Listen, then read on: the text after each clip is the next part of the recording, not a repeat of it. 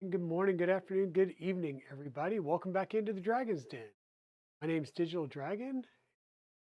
I'm a 3D printing variety streamer here on Twitch.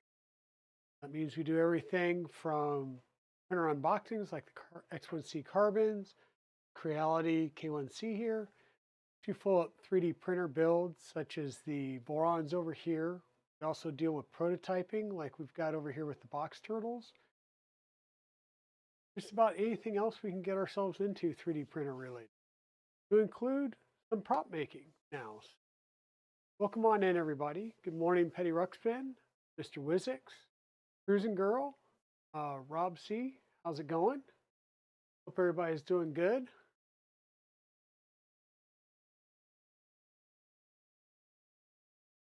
Okay, kind of lurking while the other stream is on. Gotcha. I get that. There's was it the 1440 Makers charity stream is going on. That is to support the fire victims. So definitely, if you can get a chance, get out there and support that and watch that today. Morning, Mr. Wizix. Yes, we got our coffee. I've got a full little setup here. This is my fur missile and my digital dragon mug. And then I've got another mug over here with my standard half and half mix, meaning half regular, half so something that I wanted to show off a bit. As you know, we've got a Chainsword that we've been. The frame is made out of carbon fiber rods. These are 6mm carbon fiber rods. There's 4 that go the full length here. About right here, this line right here, there's one rod that comes down and one rod that then goes up. This is 6mm by 600 millimeter, 6mm by 600mm carbon fiber rods, right? In the middle, we've got a 6mm all thread, and there's a nut down here in the base, and there's a pair of nuts up here at the top. And this is what tensions your chains on here. And then we've got a 12-volt, 260 RPM motor down here that drives a gear, a middle gear, and then this is the actual chain drive gear here. And in a second, I'm going to turn on the benchtop power supply. We're going to apply 12 volts at 1.8 amps, and you'll get to see this in action.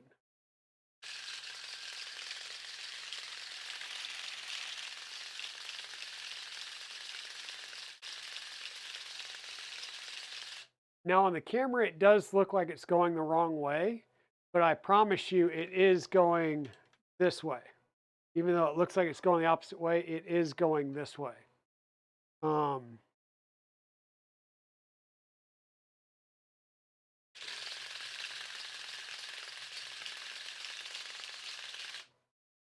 So there is our Chainsword mechanical assembly, bench tested only, right?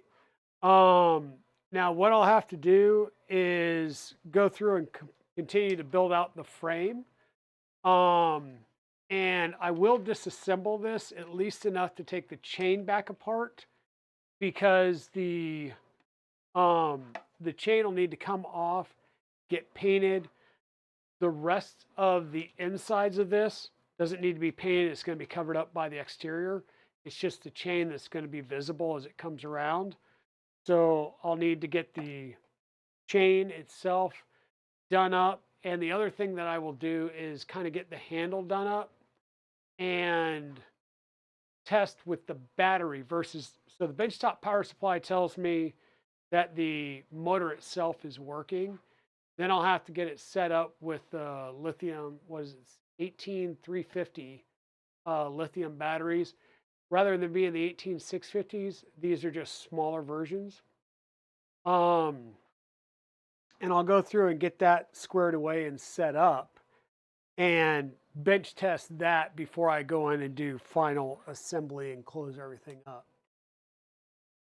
But I did want to show that off. This is kind of a cool little step in the project here, which is getting the movement and validating the movement. So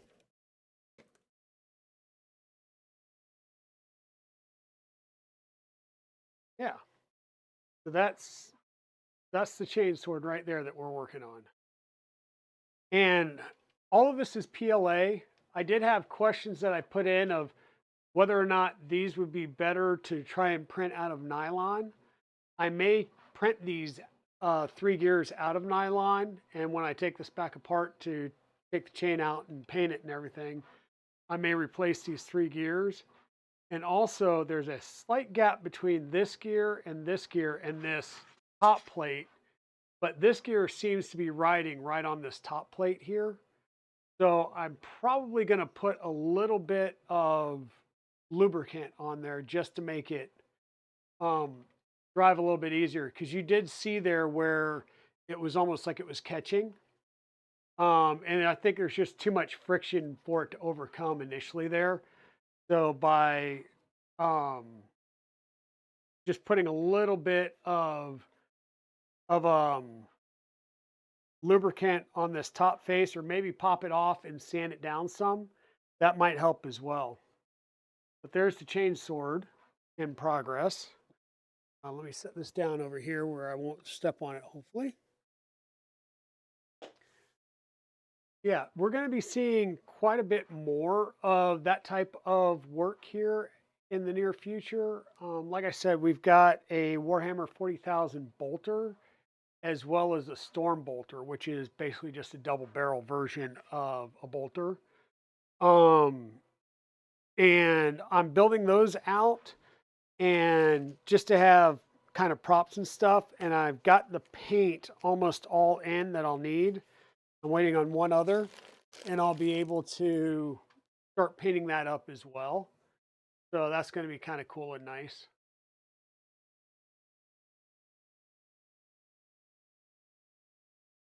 Yeah, that Chainsword is going to be like a meter plus long when it's done. Right? It will be a meter long. I showed you all before. Let me see if I can't find some of the parts. So this is the battery area. That's what I'm saying. It's 18350s, so it's the smaller cousin of the 18650s. So it's just a little bit smaller. But it'll be 3 of these in series. It's 3.8 nominal each, so we'll get 12 volts out of it. So we'll have to do some of that wiring and everything. And then the handle. So this is the handle piece, right? This will be where the activation stud goes, which is literally the momentary switch. You push it and it turns on, you let go and it turns off. But that gives you an idea. I mean, that is a double-handed grip, and it's a pretty significant handle there, right? So this is going to be pretty neat to continue to get done and work on. I know I haven't been doing it on stream. I've been working on it off stream, and that's partly because, well, Games Workshop, or excuse me, not Game Workshop, Galactic Armory, who came out with all the files, got a cease and desist notice on all of their stuff for Warhammer 40K. They've had to pull it down. They're fighting that because it did not appear to be coming from Games Workshop.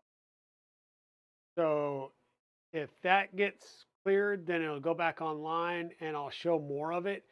But everything I am working on, there are videos out there. They're not published anymore, but they're still available if you have the links. So hopefully that stuff gets published, and if you become a Patreon member of Galactic Armory, you'd be able to go and grab those files and build one yourself. Yeah. And thank you for the follow, Tyler Stab. Welcome on in. Hey there, you're from the Galactic Armory team. We're still waiting to hear back. Nice, nice. Yeah, I am hoping that you guys are able to publish those soon because those chain swords are really cool. That was really, really cool. Hey, Pez Liz, thank you for the tier one subscribe for 19 months. Oh my God. Thank you, Pez Liz. Thank you. Thank you. And yes, Tyler, thank you for being here. Like I said, this chain sword, I'll say it was a little finicky, um, just in trying to get the the rods put in because I found like one rod maybe um I'll say stiff in the hole and the other rod just slides right out. Right. So it's a little bit finicky until you get the all thread in there, which just came in yesterday. So I was able to finally get that put in. Um, but yeah, it was a little bit finicky and then just getting it set up so that you can get your chain tension and stuff done. And then, like I said, in this gear, which is the drive gear for the actual chain, it seems like it's rubbing right up against this plate. So that's what I'm saying is right on the top of this gear. These two are fine. There's a little bit of a gap, but this gear right here, you probably want to put some lubrication on it or maybe sand that thickness down just a bit because this seems to sit a little bit prouder of the other two and rubs up against this. So I don't know if that's just like an alignment issue on my part or what have you. But yeah, I think just a little bit of lubrication on that, like very, very light coating of grease will work wonders on that. But overall, I mean, this surprisingly enough, this is pretty light. Having this 6 millimeter carbon fiber rods, very, very stiff and very light. If you tried to do that with like 6 millimeter hardened chrome rods, this thing would be way too heavy and unwieldy. Um, Definitely, though, looking forward to trying to paint that out and everything.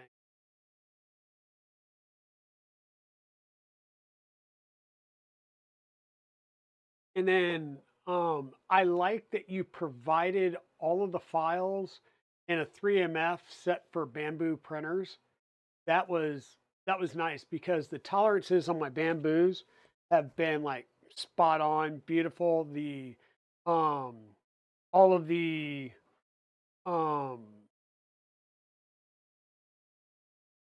supports and stuff just basically fall off. Now the only thing that I'll say I have an issue on is I'm using the glacier beds, right? So I'm using the glacier or the Panda Pro glacier beds, which have a little bit of a texture. And when you're doing your panels, all three on one side and then two of the three or four on this side wind up with a little bit of texture here, which I think looks awesome. And I want to leave that texture. I don't want to try and fill that in or sand that down. I want to leave this texture in the middle. Problem is this one single plate. This one is oriented to print upright because of this area right in here, which I think gets covered with another plate anyhow. So this being kind of that rough surface that you get um, from the support area, um, I I'm going to reorientate and reprint just this one piece so that this area here continues that slight texture because I think that's going to actually look really good on the actual model itself. That's the only thing that I can think of is with this being printed in an upright vertical orientation rather than a flat like this, you get that difference in texture if you've got a textured plate.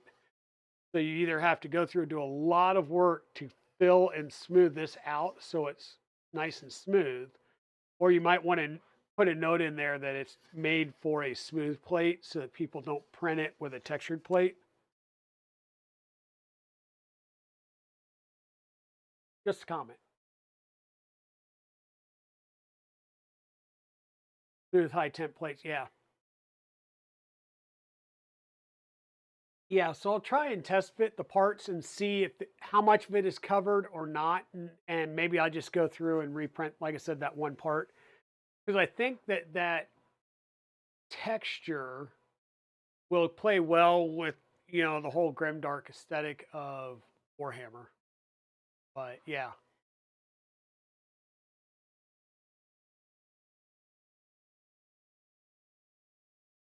but yeah, I'm impressed with that so far. Everything has gone together very easily. I haven't had any issues. Tolerances have been spot on.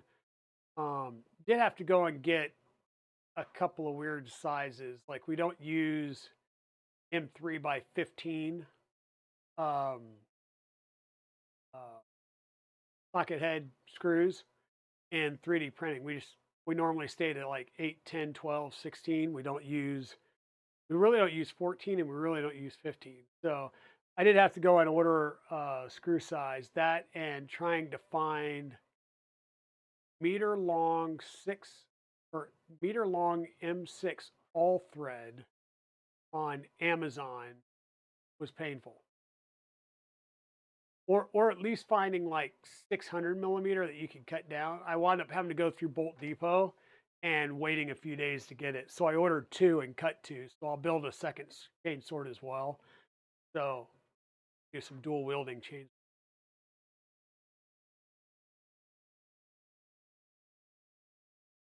But anyhow, the plan for today is to come over here. Let me grab this and pull this out. This is getting hung up on something. Where am I getting hung up?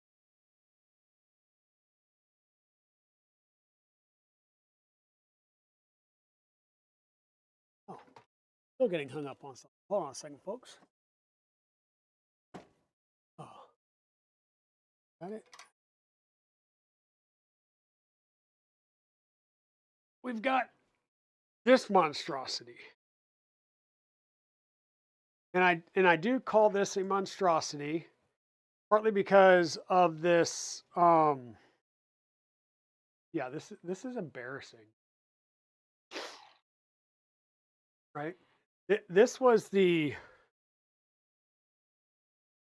This was our wiring job on this printer, right? Because remember we were doing everything temporarily and then we were going to come back in and properly wire it. And yeah, the bed, as you can see here, has a lot of movement in it. So what we found, we did like 2 prints. It was all doing well. And then after that, the bed would come up and it would start doing this number at the lead screw. So it would start doing this tilt thing. So we get the bolter pistol parts off of here because we're not going to need those. The plan that we're going to have is to start tearing this down. Not all the way, just the parts that we're going to need to tear down so that we can rebuild the bed as a triple lead screw setup. And the one thing that I did notice that I forgot is I do need to cut a 2040 extrusion here for the back that the motor mount will sit on. So I will need to find and cut a length back here that we can mount up. But for now, what we're going to wind up having to do is kind of undo and disassemble the bed and undo a lot of the wiring because we're going to have to use a different MCU. We can't use the same motherboard that we have in here, I don't think. I went to an EZ, but I think I have to go even beyond an EZ because right now the EZ allows for each one of these to have a stepper. So we've got A and B, or B and A, and then Z1, Z2, and the extruder itself. So that's the 5. We're going to need at least 6 because we're going to wind up with 3 lead screws and then the 2 coreXY motors and the extruder. So we're going to have to do some taking apart of this stuff. I'm going to have to wipe down all of the dust off of this as well. I have a somewhere around there. We'll find that later. But yeah, I'm going to go ahead and take the screen off. We'll go ahead and open this up, disconnect a bunch of stuff, because once again, we're going to have to come up with a new controller for this. And figure out a place to put said controller. Probably along the back end here is where we'll put that other controller.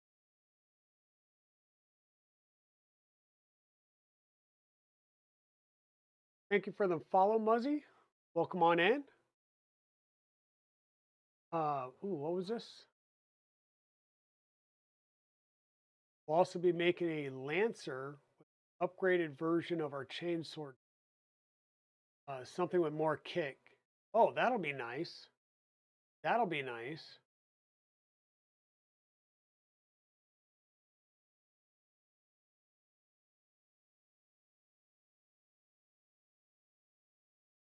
Yeah, that'll be really cool. So once again, we're going to have to go through and basically undo everything here. We'll take this board out. We'll kind of start stripping the printer down so that we can then start building it back up. And like I said, we're going to have to take off the bed system and everything because we've got all new mounts for the bed system to allow for the triple lead screw. These will be our new front bed mounts. So a lot will change on this. And I'm getting all of the files for this from printables. This is Supavitax. This is a Triple-Z mod for the EnderXY. You can do the new Z brackets or you can keep the original ones. I'm going to redo the Z brackets on here and use the ones that they provided. And like I said, the only thing I did was I forgot that I needed the extra 330 or 370 millimeter 2040 extrusion to run along the back. So I'm going to have to add that in to have a place to mount the third lead screw. The 4234 stepper motor, I don't believe I gave all of mine to what's his name. If I did, I will have extras. Stepper online, stepper online, online. That'll be a stepper online as well. And an LDO motor. So I'll grab one of my stepper online motors and put in there with the extra lead screw because I've got plenty of lead screw as well. So for now, I'm just going to come in here and basically start undoing wires so that we can pull things out. Basically go back to a bare system here so that we can reinstall things. And when I do this, I am most likely just going to rewire everything from scratch. We'll do a whatchamacallit, a crimping easy stream and come in here and basically remake an entire wire harness for this printer.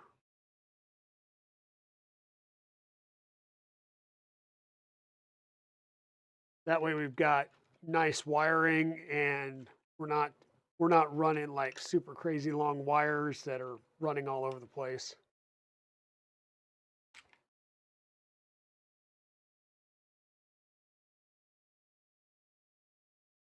And that, all the non-power wire. Let's see if I can get all this pulled.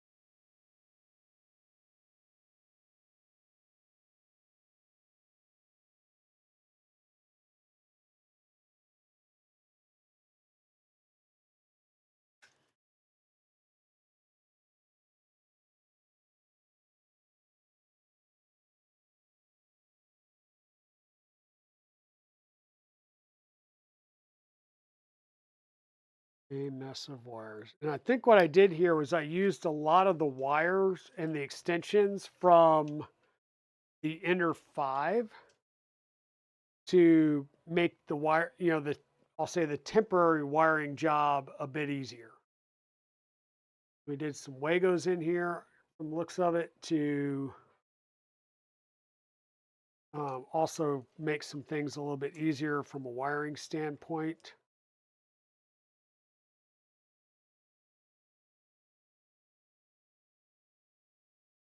Once again, actually the Wagos aren't bad for permanent wiring either, but we were just doing some Wagos in here to make it a little bit easier when we were bench testing everything out.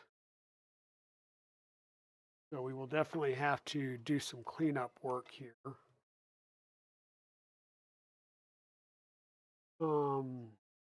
These come out of the front, and I just realized I don't have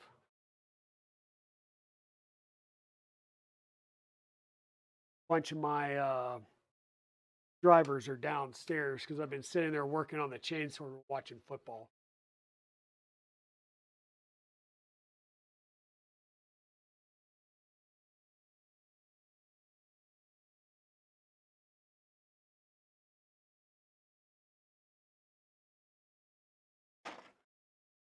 Okay, I did not realize that was the only thing holding that on.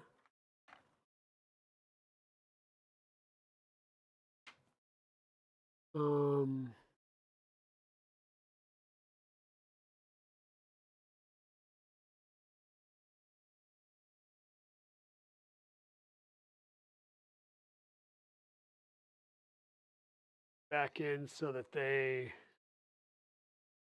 I know where they're at. Not sure if we'll wind up reusing these or go some other direction, but one way or the other, we will have to design or find a case that can be mounted in here. And with this requiring 6 motors, we recently took we took out a octopus board from our Voron and put in a Leviathan board on the Voron. So it's quite possible that we can just swap over and run a octopus board in here, which would also mean that we'll have to run a Raspberry Pi rather than like an easy board or a Manta with a CB1 or CB2 in it.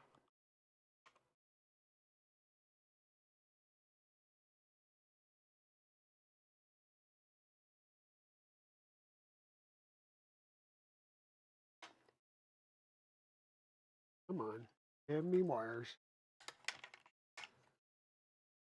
All right. So we've got the brains out of this. Lack of a better term.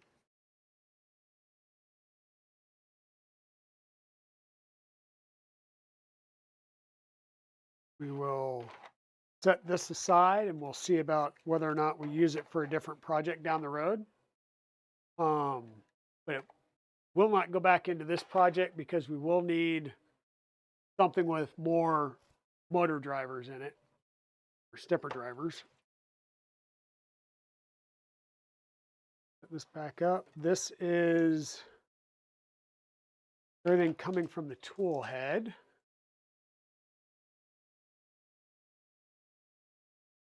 See about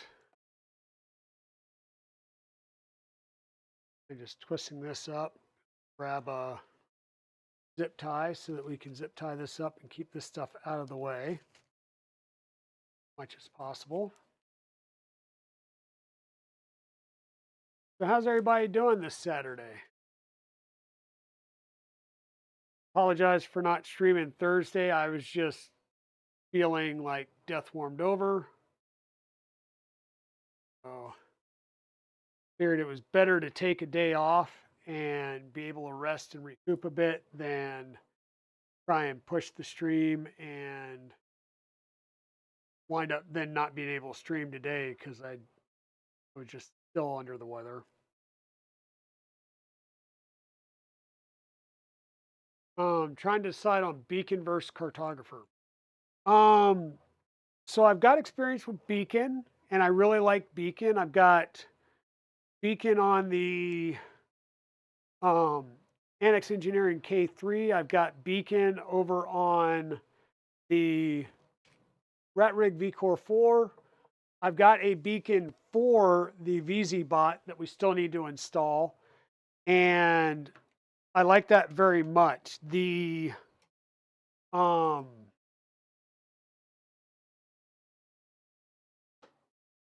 what am I thinking of? The Cybor all-wheel drive 9mm belt kit that we have for the Trident 350. We go to do that.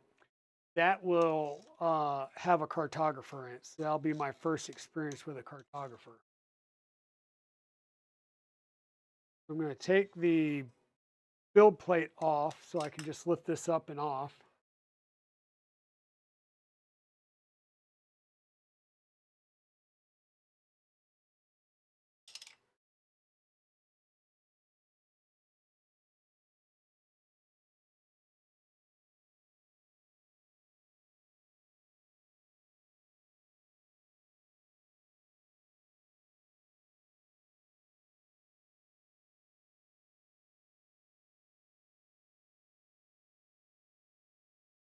All right, that's there.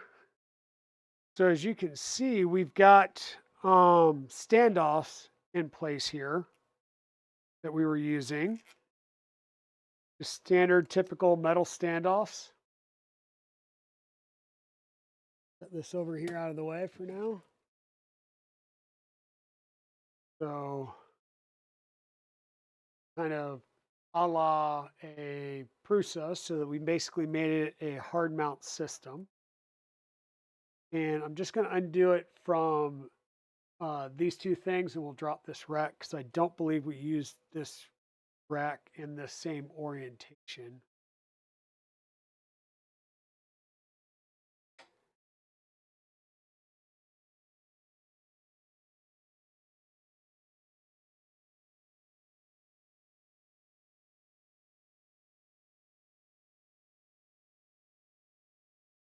Love the cartographer. Okay. Yeah, I figure it's very similar system, right? So it's not like it's completely different from what you're getting with um Beacon, right? So same concept. I think you even have the tap capability now with it. Touch, I guess they refer to it as.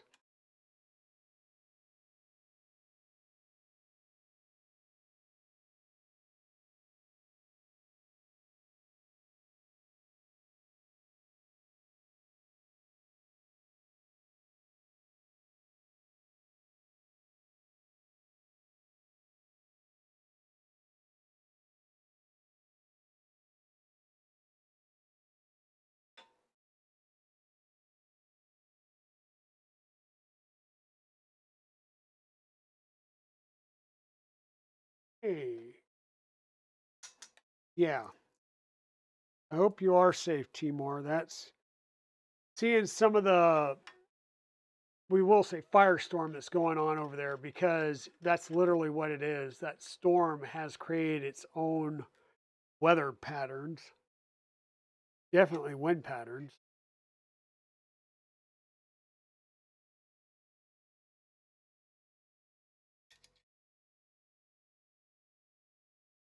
Okay. We'll just set that aside. Like I said, I'm not sure. I can't remember if we reuse that or not. But we got that undone. I think we're going to undo these front pieces here next, and that will let us then basically just twist these right off. I'm hoping I don't have to take anything else major off.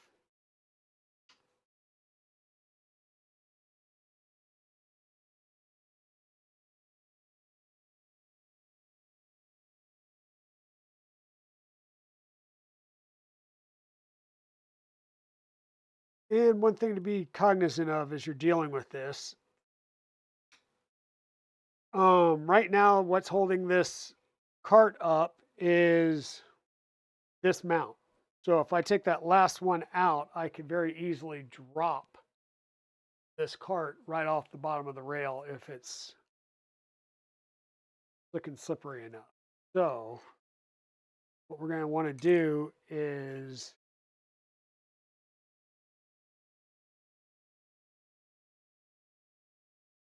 bring that up and put a stopper in there if I've got a stopper from another build here that fits, so that the carriage does not come off one way or the other as we're working on.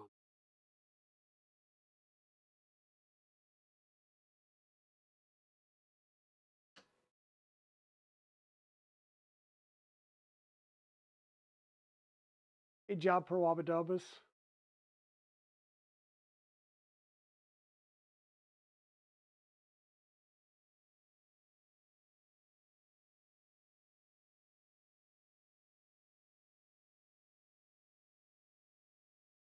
We'll need to put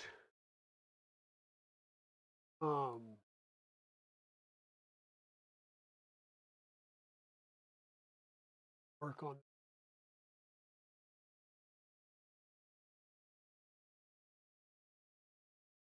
this off.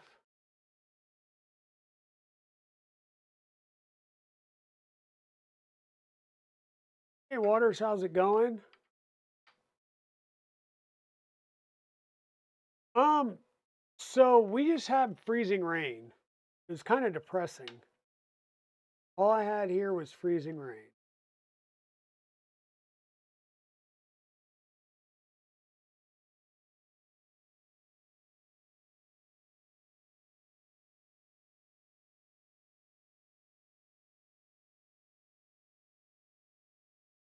Okay, that's off, so that'll come out.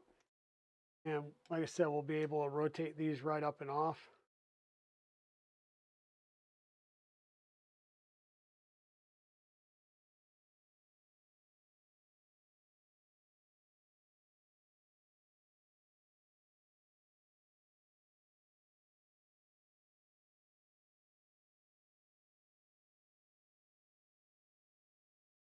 Good deal, Royal Nomi.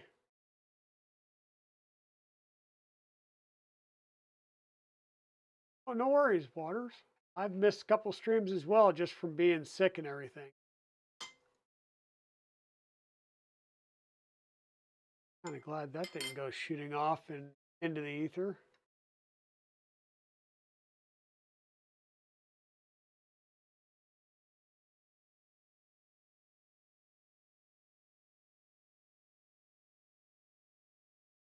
Got some decent looking snow around the Raleigh area, and now it's all melted, turned. Yeah. It doesn't stay on the ground too long here.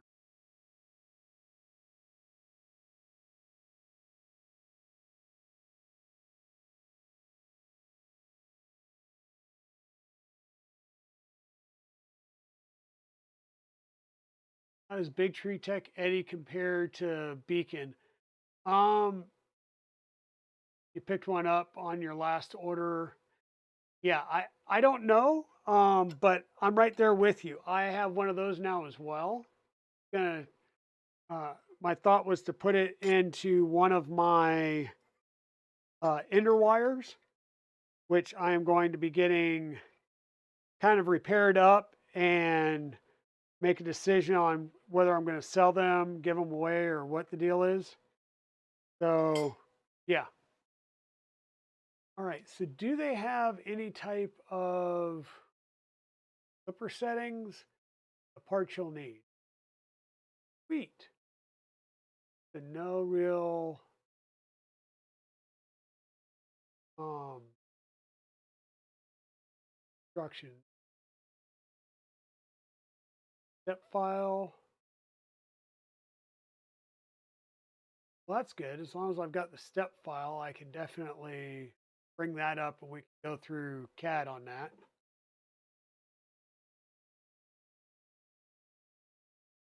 Okay, take the old man to breakfast.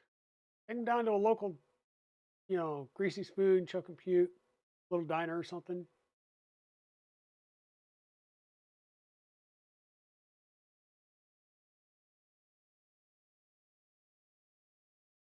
Just be safe out there.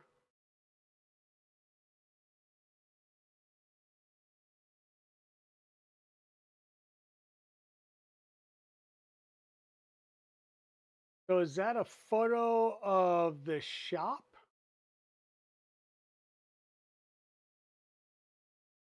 parking lot? Yeah, it's a very, very, very small dusting there.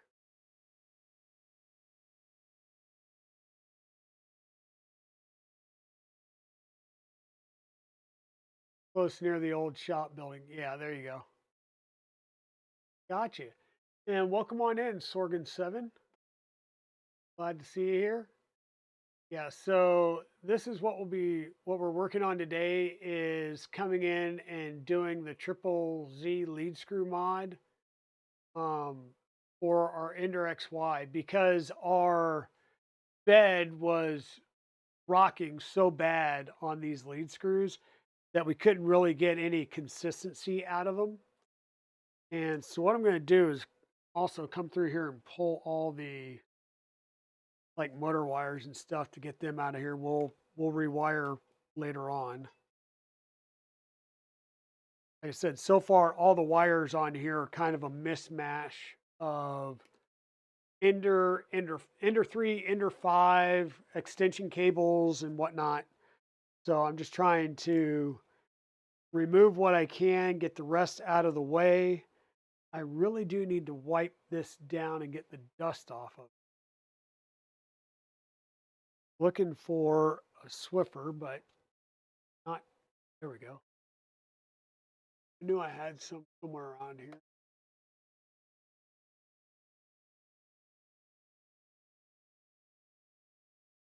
Grab a Swiffer and wipe things down. We'll have to come back and on the rails, we'll have to uh, wipe them down with a little bit of uh, oil.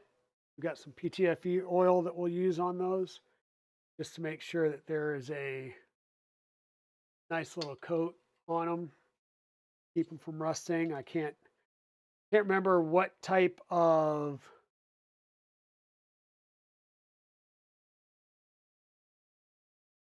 I can't remember what type of um, rails these are or where I got them from. So actually, I take that back. I think they did come out of.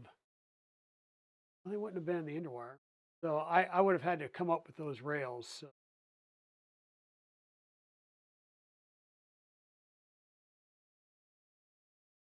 I mean, they're blackened, but that doesn't always mean anything either. I would just be looking at ensuring that we've got um, some type of coating on them so that they don't rust or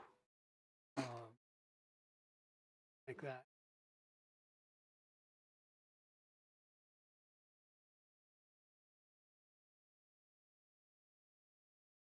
Oh, wow. After a car fell through the asphalt into the vintage store below. So there was a basement store under the parking lot. That's weird. That's weird. Okay, so we downloaded the files. I'm going to come up here and unzip those. All track. And now that we've got that, we've got the step files. We open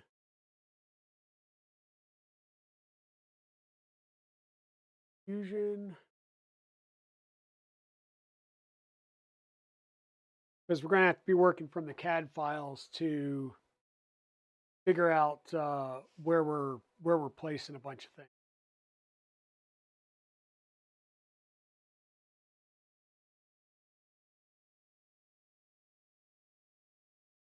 Where we're placing things and what screws we're using where.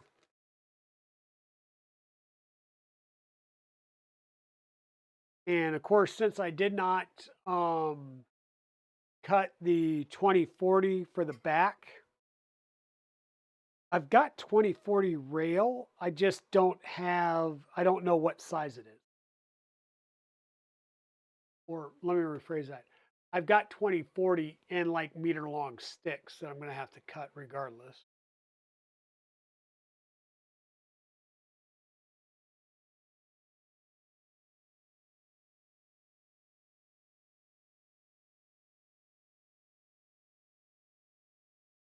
Um, let's open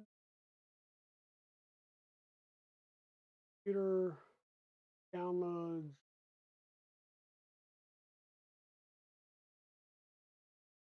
With the one with the.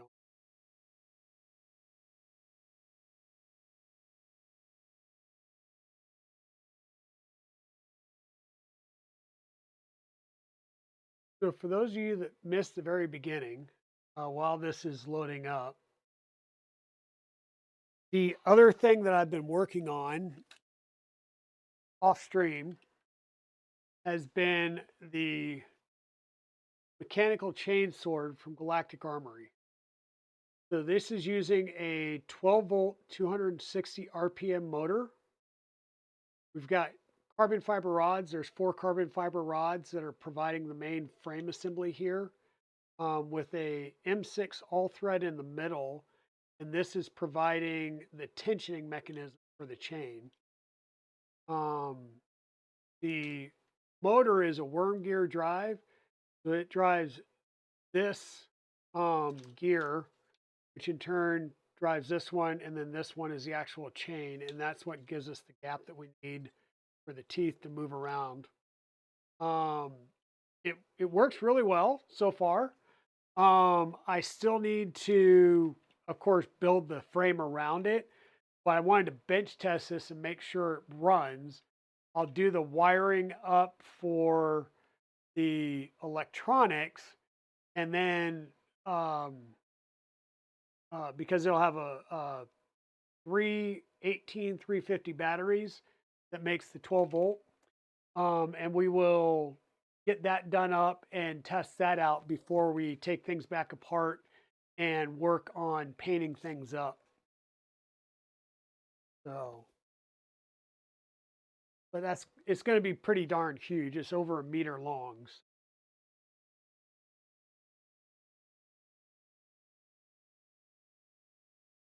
Yeah, it is one big boy. That is true.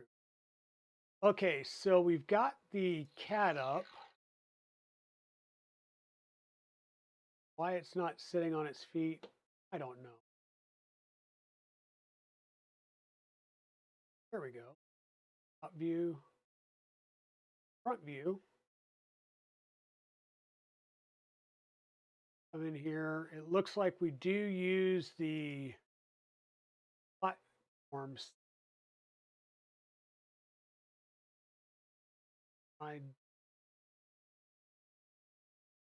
It looks like we still use that platform. We just get rid of um, the 10 by 20 frame underneath it, and hard mount this directly to the plastic piece. Plastic pieces here, we're going to have our peanuts installed.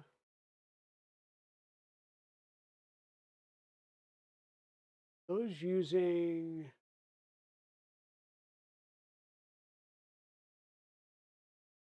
back here.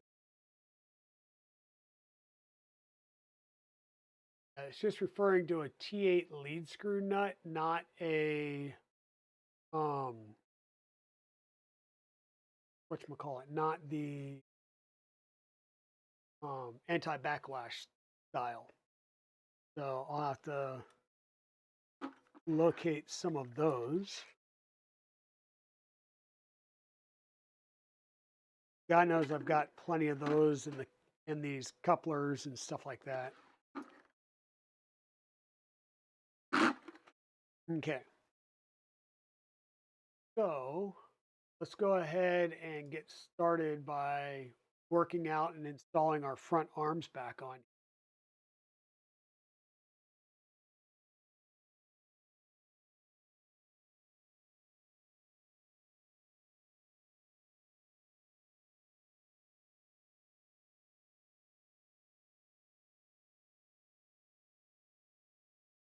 back to the M3x8 socket head screws. And let me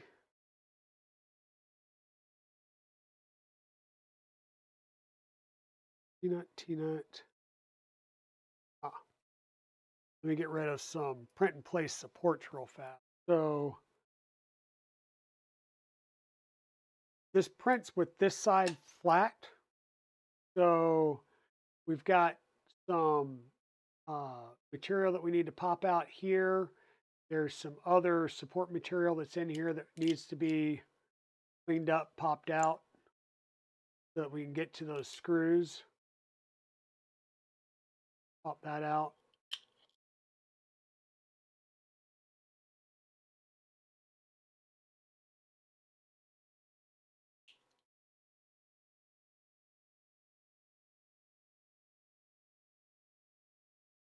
Very minor print and place parts here.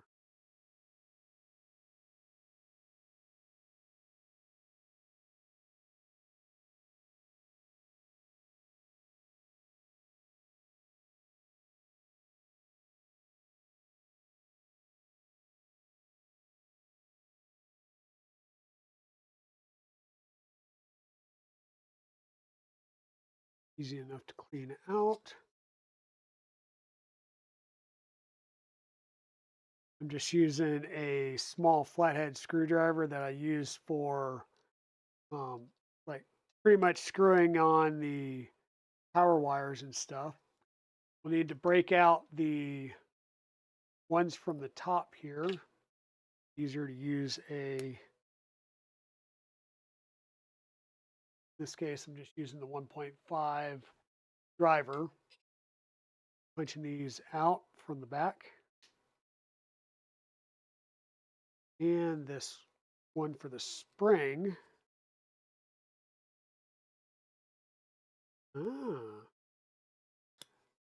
Thinking that this is just a hole, but it's not. It looks like there is a kind of a print and place platform here. So if you can see, there's a line right here, but it goes all the way around. That would be indicative of a print and place platform.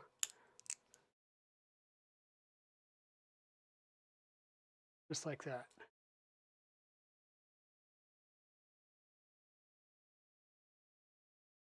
Very nice.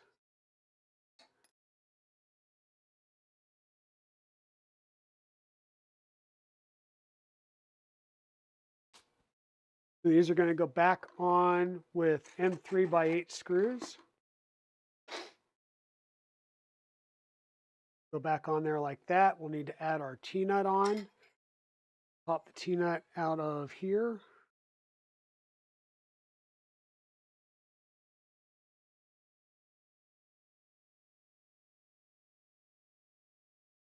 We'll just reuse these same screws.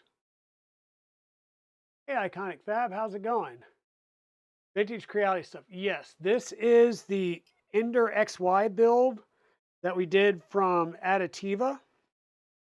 And what we're doing right now is going through and taking out some of their nice CNC parts and putting in some printed parts so that we can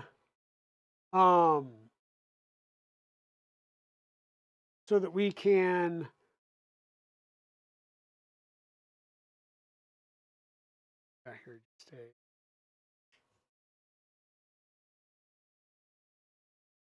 sorry. So we're doing a triple lead screw mod here, and this is to account for the bed wobble that we wind up getting when using their standard setup. Now, this was a 3D printed mod that was made available, and Adativa basically took this mod and made it so that it uses the CNC parts.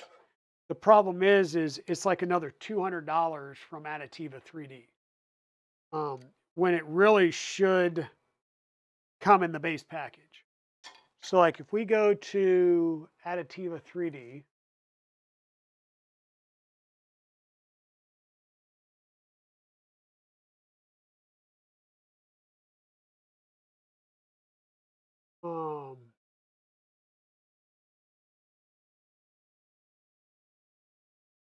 So they have the coreXY conversion. They've got the Ender belt kit that you've seen because we built that one as well. Um, the Ender 3 belt kit, the add-on kit for the Ender 3 belt kit to use a different hot end setup. You've got the Lynx 3D, which is a 45-degree or 90-degree belt printer, artillery sidewinder conversion, so on and so forth. So this is really their big claim to fame. We come over here and look at the EnderXY conversion kit for the Ender 3 series, $258. And you still have to have an Ender 3. So I would say go on eBay, get a used one that's like 90 bucks. Go on. Hey sis, how's it going? All right, cool. Go check on the animals. Right, there are some 3D printed STL files you'll need, blah, blah, blah. Version process, assembly manual here. Now, this version is still only the double lead screw, right? So it's exactly what you see here, the 2 lead screw. In order to do a triple lead screw, there was a add-on conversion that you could buy. If I can find it. Here we go. The EnderXY kinematic Z. This adds a 3rd lead screw in the back and gets you a different kinematic mount here so that you're on balls and stuff. And this setup here is another $120. So you spend $258 and you get a bed that rocks back and forth. And then you can spend another $120 to get the 3rd lead screw to actually make it so that it's usable. The kinematic coupling parts, rod, chrome balls, spring leaf, extra linear rail, lead screw, brass nuts, extra stepper motor support, 3 units of additional 2020 V slot, wired bolts, nuts, blah, blah, blah.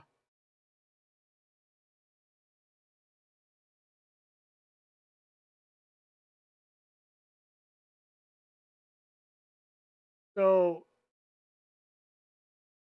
yeah, so this gets you the triple lead screw and the kinematic capability of triple lead screw. What is this not mentioned in here?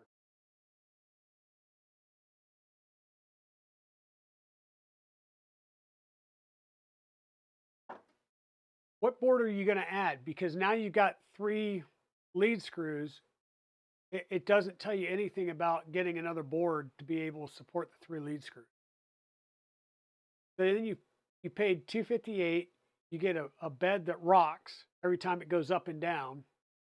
So now you figure, okay, I'm going to get the kinematic Z axis, and that's going to solve my problem. So I spent $120 for that. That gets in, and then you realize you've got no place to plug in the extra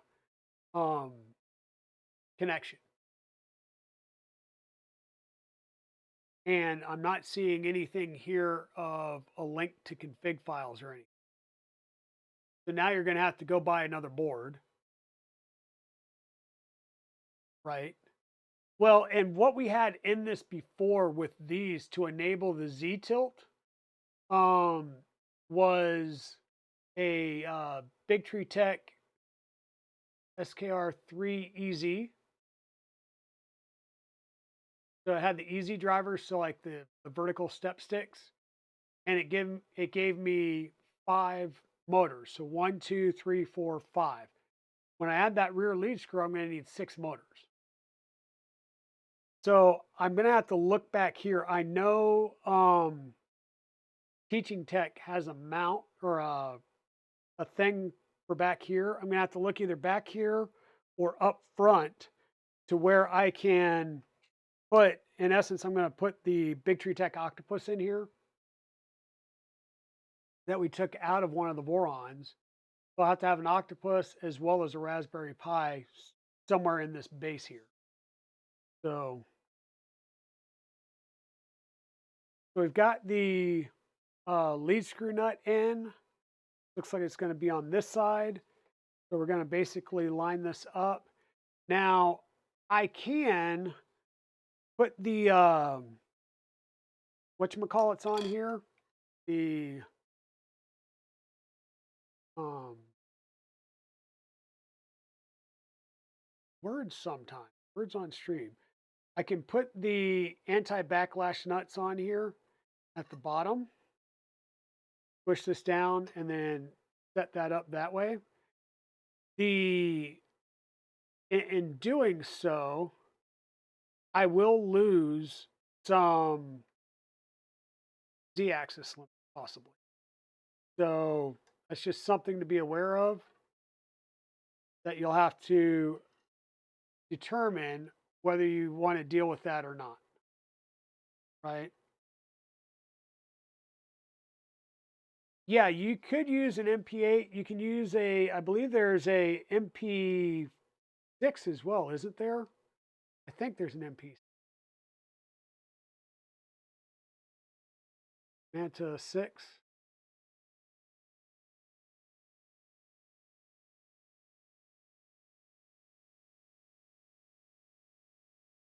I know there's a 5 because I've used the 5s. But yeah, you can use an MP8. But yeah, it'd be better to go with either a CM, because even with the CB2, you can't use a DSI display, right? So you have to go with you'd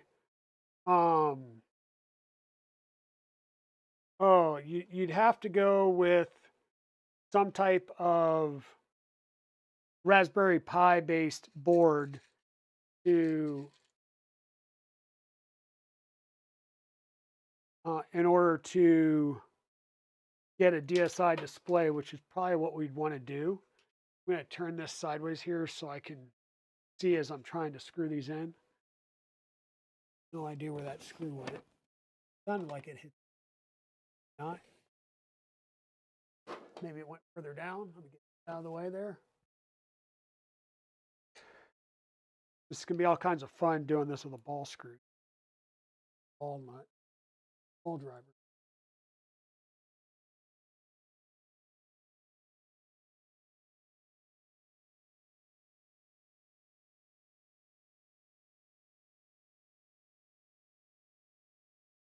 I'll be right back, folks. Let me run downstairs and grab my regular hex drivers. I'll be right back.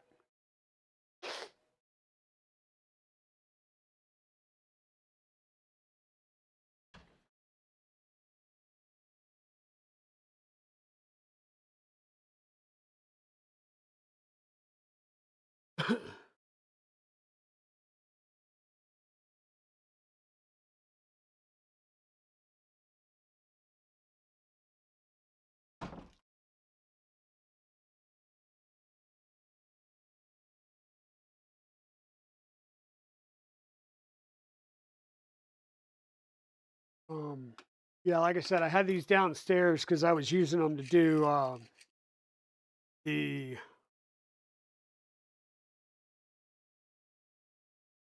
thingamajigger. Yeah, the Chainsword.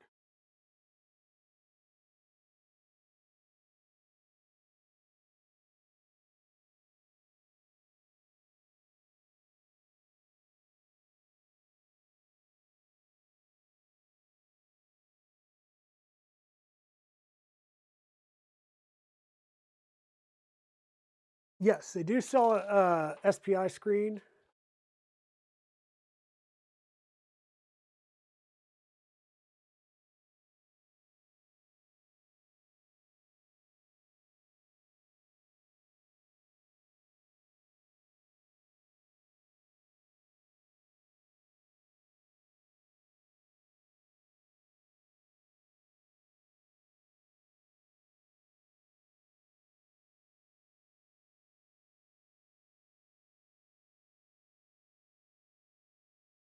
This is kind of my fear, was getting the holes lined up. Probably doesn't help that I made them so low, but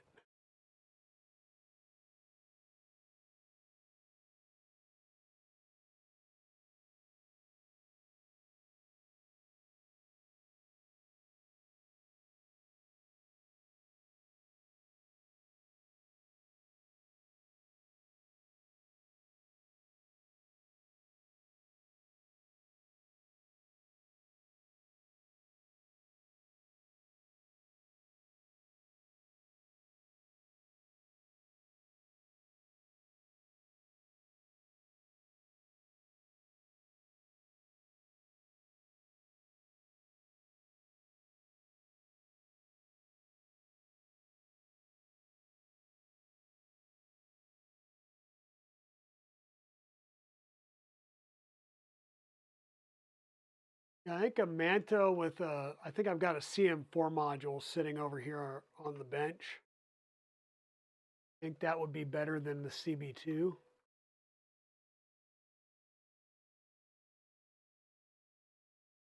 Do not know why this one doesn't seem to be.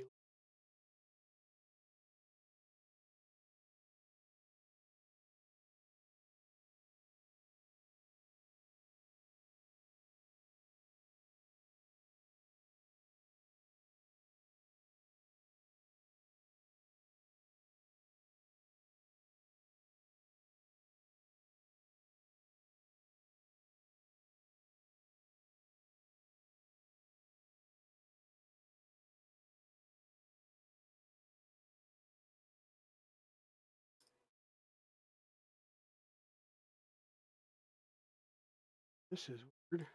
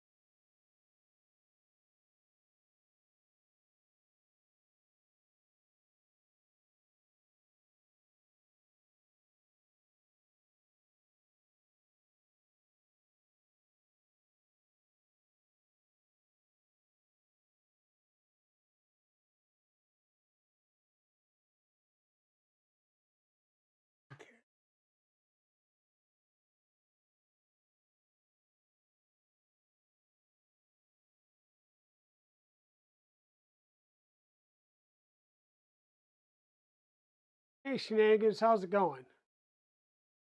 Um, yeah, this is going to be the triple lead screw mod.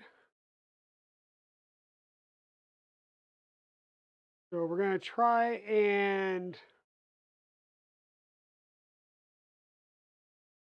get this set up.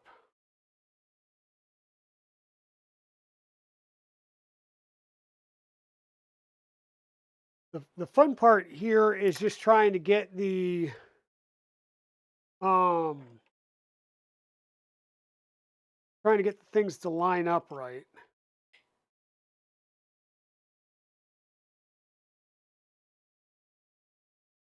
Now, I printed these parts months ago, like possibly even a year ago. So, and it's a bit, I'm gonna say disconcerting, but not disconcerting. It's just a bit of a, it saddens me that I have to go through and do a mod like this anyhow. And we were just going over and talking about the fact that um, if you um, purchase this, right? So you purchase the printer, or you purchase the first mod, which will get you the dual lead screws, and that's $258. And then you also have to have the donor printer. So if you're going to do this, then go get a donor printer off of eBay for 90 bucks or something like that, or a local shop that's got plenty of them that people have moved on from. Basically, don't buy full price Ender 3, and don't bother getting like the V2 and all that stuff. Just get the base model, right? And then you say, okay, well now I've got to do a triple lead screw mod. And they've got the kinematic mod that you can get through Adativa. It's like another $120. So now you're about $400 plus an ender into this. And then you go, oh wait, the new mod comes with that triple lead screw, but I still need to have a another motherboard because the standard motherboard won't work with it. So now you're going out and you're getting a motherboard to go with this, and that's going to be $100+ right?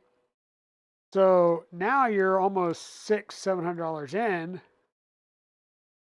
You know, go at that point, just go buy a P1P or a P1S, and you're right there. And you can add an AMS to your P1P, right? This only makes sense if you've got um, an Ender 3 sitting there collecting dust. It doesn't make any sense to do it any other way.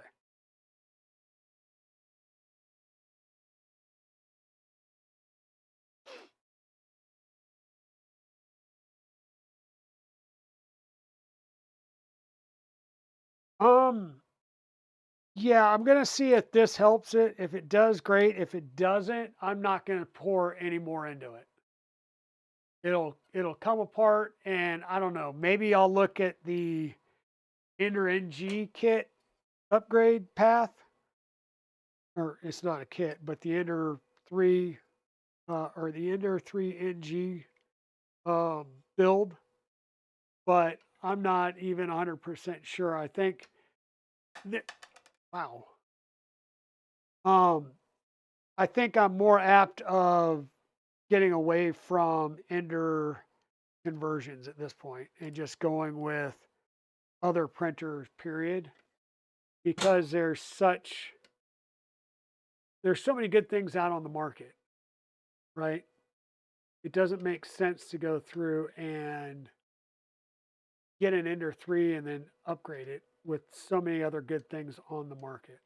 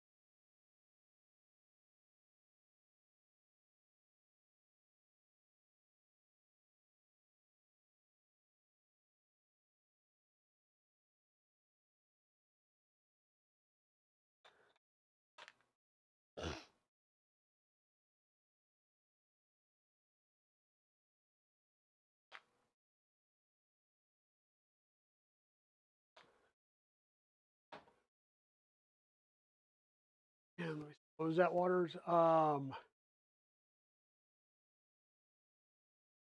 We sold about 4 of the Ender 3 printers we had all around $35 a few months ago. Yeah. You did the EnderXY on to yours, wasn't happy with the stock. Yeah, it's really, yeah, it's a lot of work. And like I said, you can go get an A1 Mini for 400 bucks and it works fabulous out of the box. And you don't have to worry about it. In fact, you can get, I think, the A1 Mini with the, the A1 Mini combo for about how much you would have sunk into doing this mod here. It just, the return on investment for this mod is not there, in my opinion, anymore. Like there's a novelty to it. Don't get me wrong. There is a novelty, but I don't know if it's worth the time and effort, right?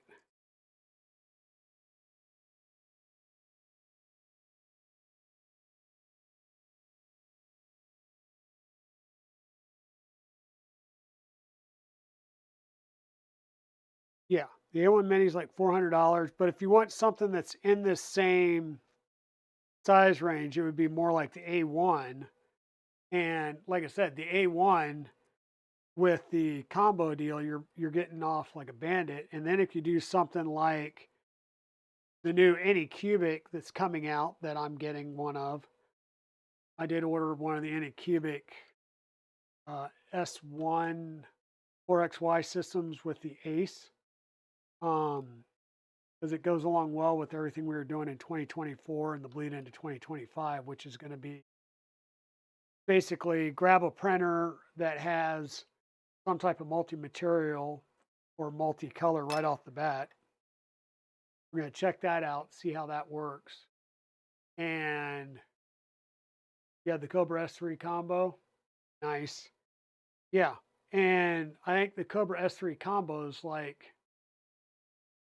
$400, or yeah, I think it's like $369 was what it was on sale for, right? I can get these around the same height, relative. Give me a good starting point. Okay, so we've got the two front pillars. We need to add the rear pillar. Now, once again, I don't have the piece back here, and I need to figure out how that piece even installs.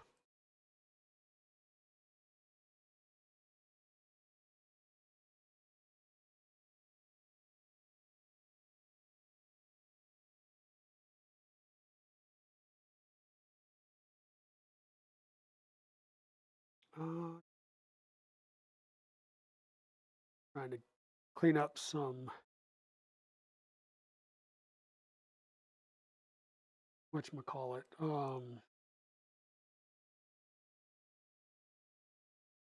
ports, that stuff.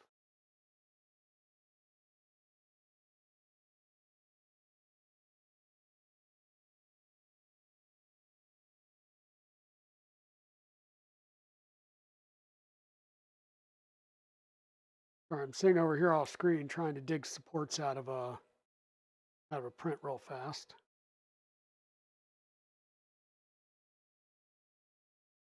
That out, we got that out. This needs to pop out. Oh, out nicely. So this will be the top mount piece of a spot for wire ties on either side, and a spot for a 608 bearing. This is standard 608 ZZ bearing. We've got a multitude of those.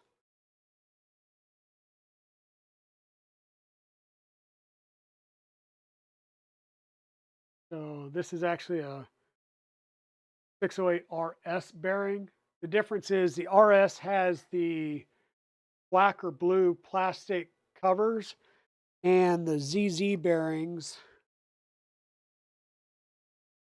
have the metal covering over the ball bearings. It's the only difference. So RS or ZZ, either one. Just lined up and pushed in.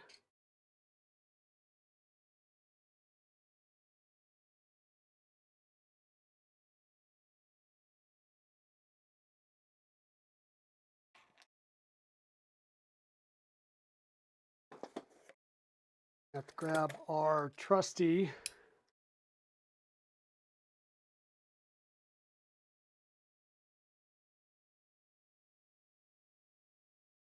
Nipix pliers here to squeeze things in.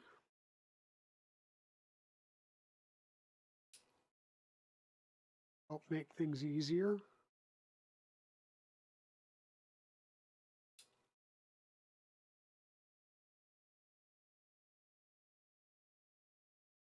It's easier to get close.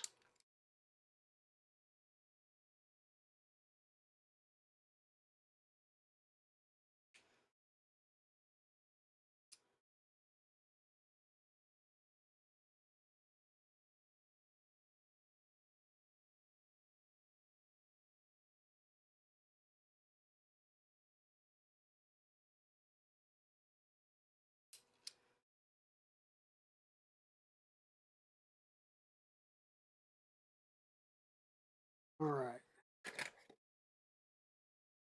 Now it gives us 608 bearing right there.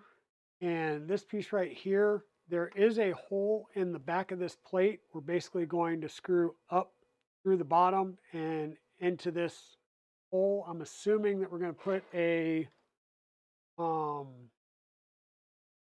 heat set insert. Just no, maybe. Sorry, I'm looking at the display here. Hey, welcome, Sorgan. How's it going?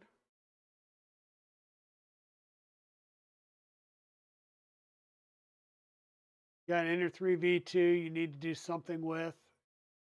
The Ender 3s are solid printers. I have an Ender 3 that's got well over 4,000 hours on it. If you keep up on the maintenance and you get it dialed in, it prints. It just prints. It's, but now I will say it's an Ender 3 in frame only.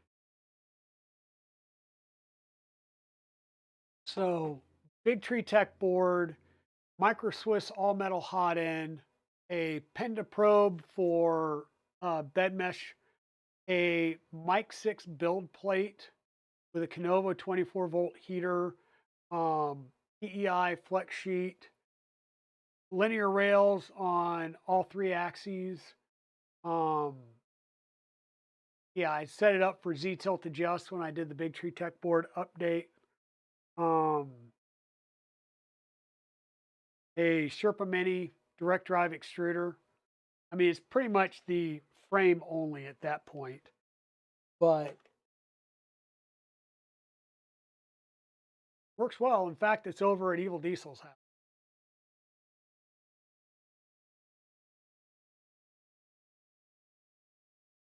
Yeah, rail conversion on bed slingers does do a lot.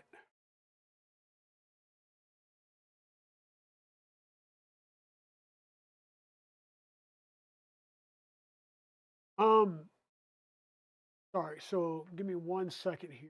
Looking.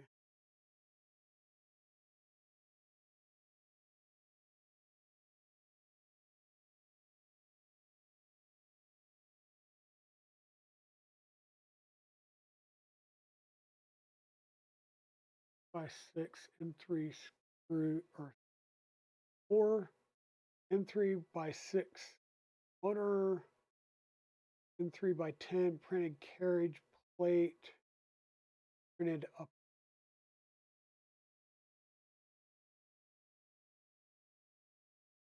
And 5 by 6 screws, printed motor mount. Okay, motor mount.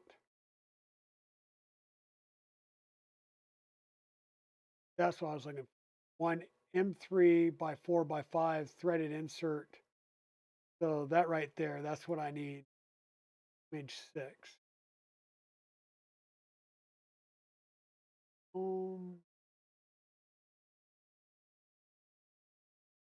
Yes, need to put a threaded insert into this brace back here. So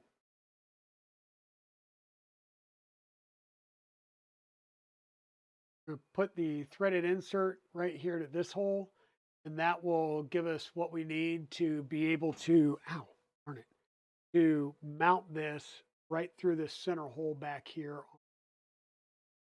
So we need to do a heat press insert. These out of the way.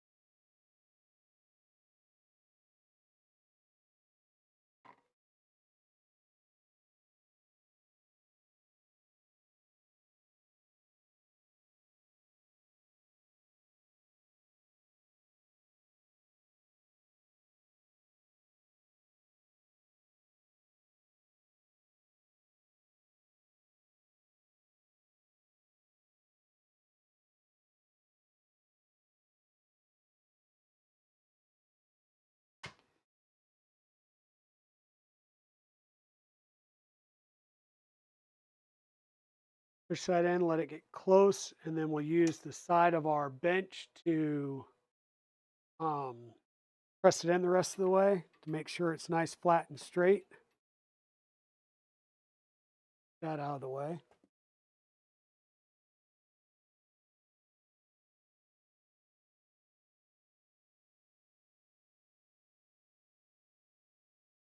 We tore down 4 more highly modified Ender 3 series for their parts, ended up with a bunch of extrusions, MP8, version 1.1, and a slew of linear rails, plus a lot more. Parts were worth, yeah, exactly. The parts are going to be worth a lot more if you want to take the time to part them out. And like I said, for this, I could use something else, but there's our octopus board that we pulled out of the Voron. It's already got a clipper on it, so I could just plug this in, take off a couple of the excess pieces there that are LDO specific, but plug this in and we can mount this board in the front and put a Raspberry Pi in the back or vice versa. And actually, for a Raspberry Pi, I would actually do the maybe like a Big Tree Tech Pi that can run 24 volts, or we can run a standard Raspberry Pi. Either way, we'll see. So the rear mount, this gets mounted on the bed. I'm going to need another T8. Give me a second. I may have to do some searching for some of the other parts, but I'm pretty sure I've got about 80 T8 lead screws in here. It's just, which size do I need? Way too long?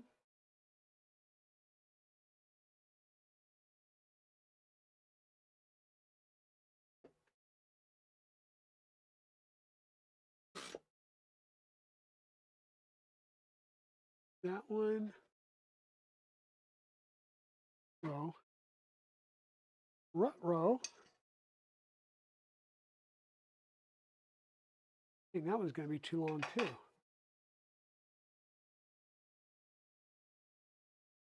Other than that one. That one's going to be about the same.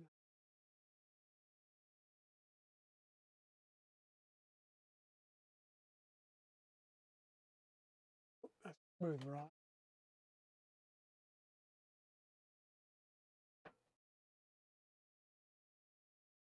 Got shorter.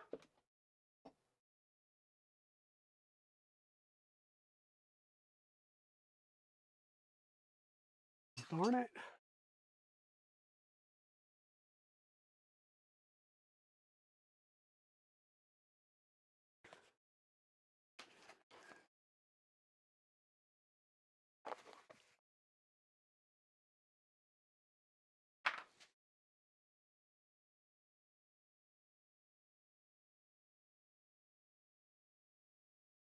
That's the right size lead screw.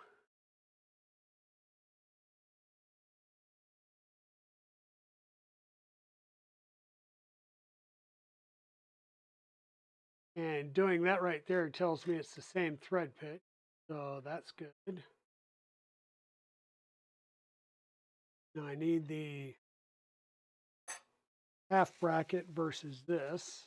Throw that one in there. When I say half bracket, I mean the half, or I guess you know what I mean, the flat-sided lead screw T-nut versus the fully round one. Preferably one that's got the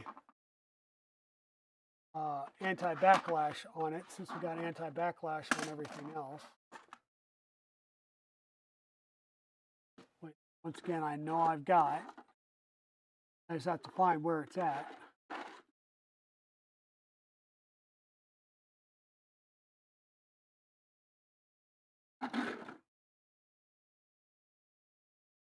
I did not give my full stash of parts to, what's his name? Dan.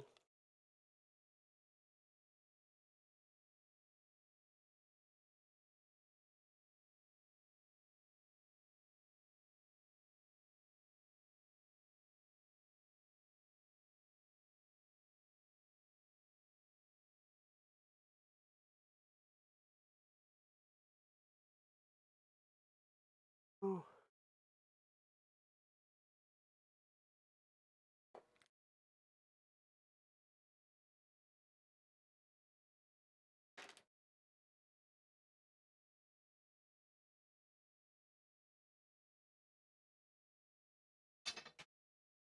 Bum, bum, bum, bum, bum, bum, bum.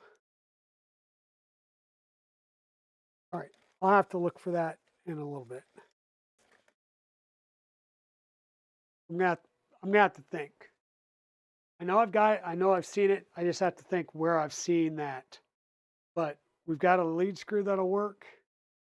I prefer to find a couple of more of these clamping ones. So I may have to go and find one of those. I'm going to check and see what this size is. We need a 330 or 370 size.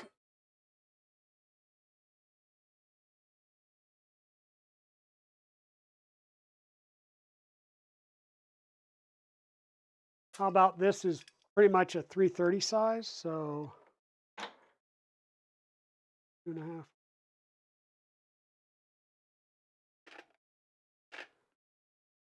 So 330, this should be able to work to mount across the back. I'll have to look at the CAD to figure out how they mounted these across the back.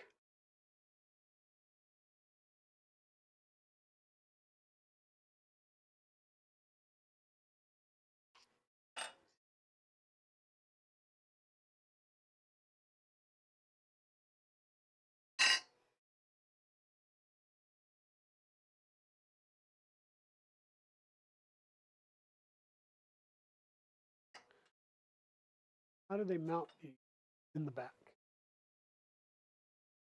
So 330 goes basically front to front there. If you do 370, it goes on the outer edge of the 2020 uprights on the rear here.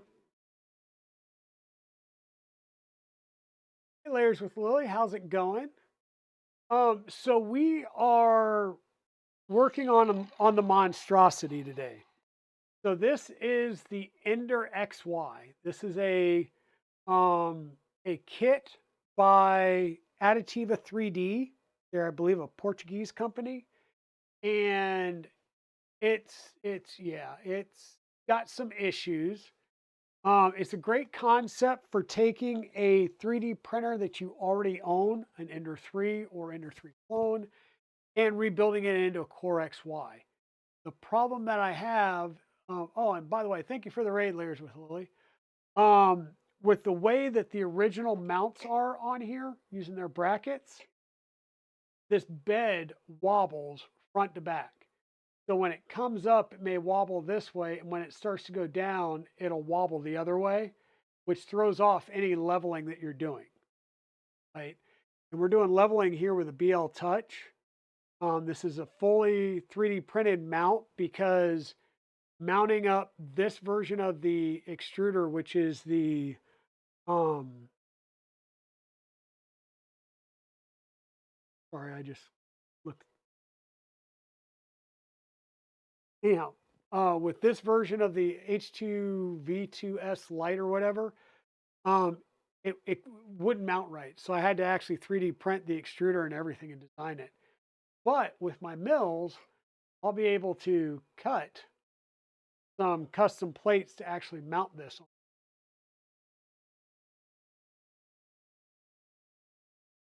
A lot to say. We're basically doing, we're using 3D printed parts now to do a different mod that will add a triple lead screw here, because the base kit for the conversion is $258.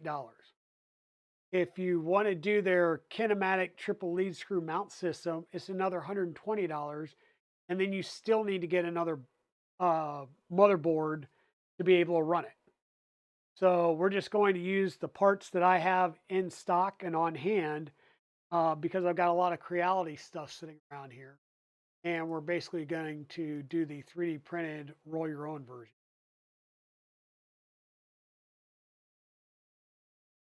I need to do on here and look at the back.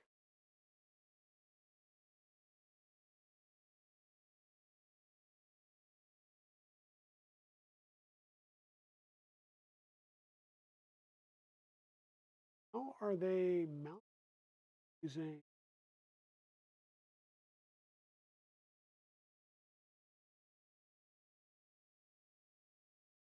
It's a mystery. It's just sitting there. There's no, there is nothing apparently connecting these together. It's just sitting there. So,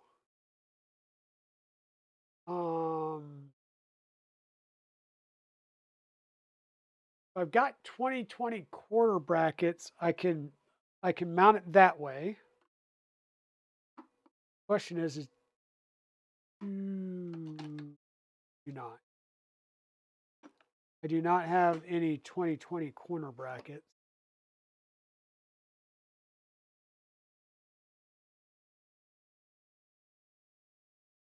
So I'm going to have to find some 2020 corner brackets. And I would rather not print them. I'll have to order some off of, well, actually, I will check. And if I need to, I will order some. How about that? And as I say that, I then have another epiphany.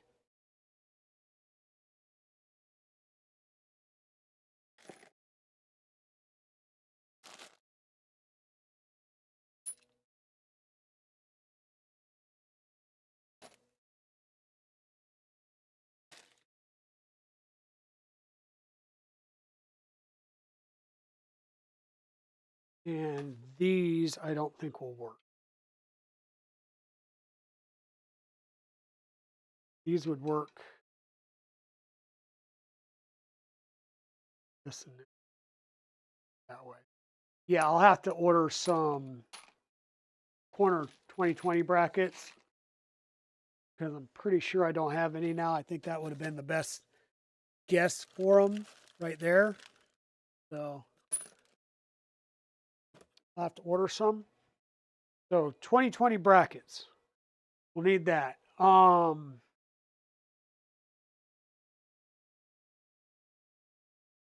I need to locate one of those. T-nut. And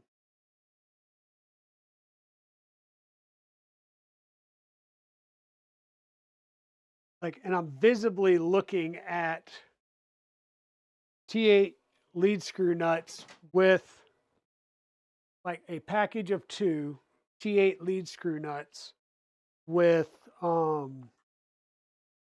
anti-backlash. Like I can visualize them. I've seen them. I know they're here somewhere. It's where in the Dragon Den are they? That's the hard part.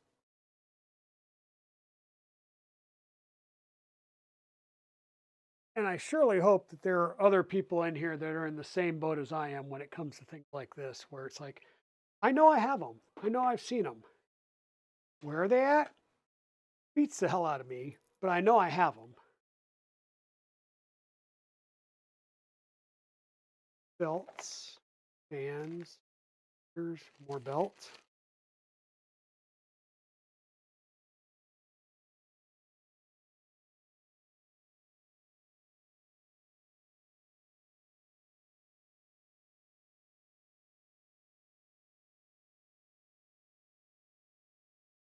Look, Creality stuff.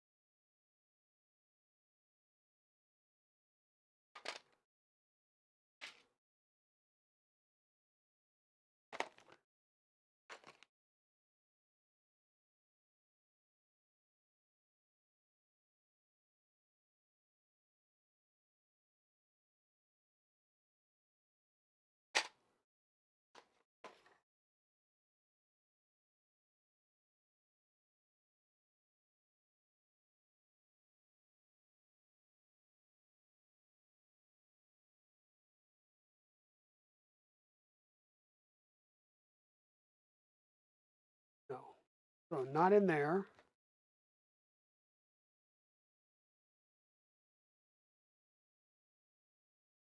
Hmm.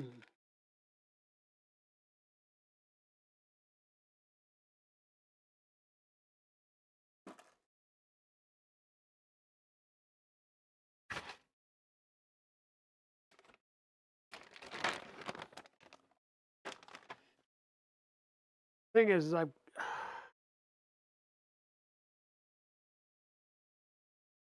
other spots I can look at just get more and more fluffered.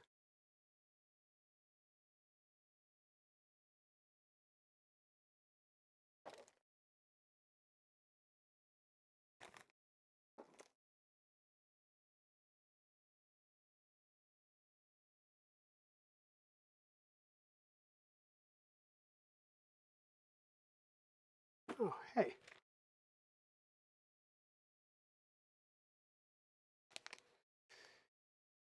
T8. Told you I could visualize them.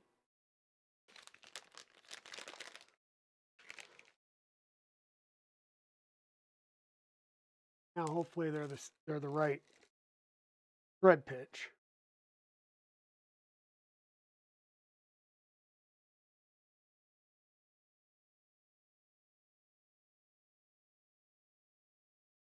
And I'm going to say that's the right thread pitch.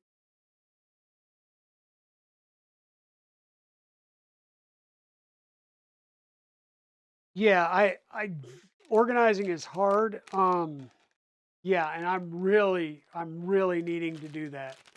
I've got so much stuff here and I really need to get off my butt and dig through it, organize it all, inventory it all, especially as I transition over into the business side of things where I'm going to need to basically have that set up. So, and that didn't have screws. So what kind of screws are we doing? Where did my model go?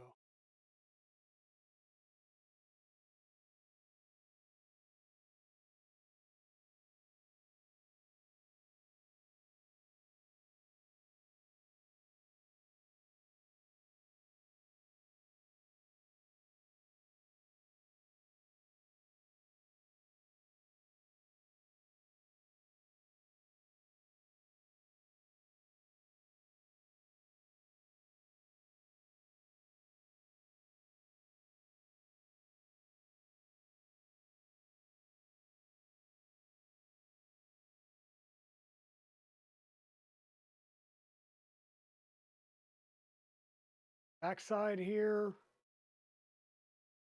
This the screws that are used.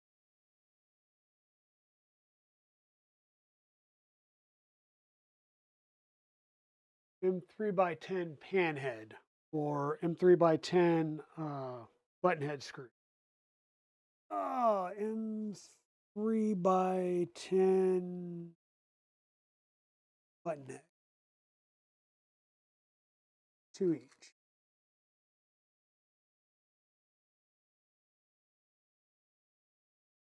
Okay. We'll go ahead and get these put on. And which way is which? Which way is up? That's going to be up.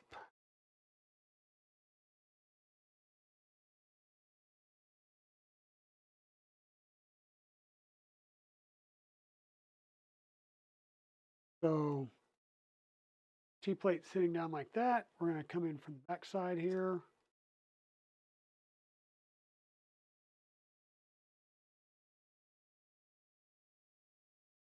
Tighten it all the way down just yet.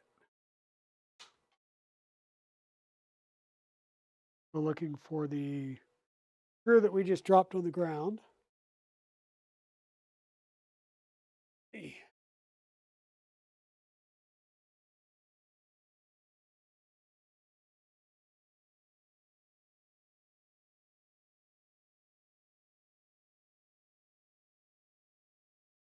And no waters. I have not squared up my extrusions using the mill just yet because neither one of my mills is 100% up and running just yet. I do need to solve that problem sooner rather than later. So we've got that piece there. We've got this. We need corner blocks, and I don't have any spare corner blocks that I can think of. Because we need the flat ones. We need I need some flat ones. Motor gets mounted here with M5x8 button head screws.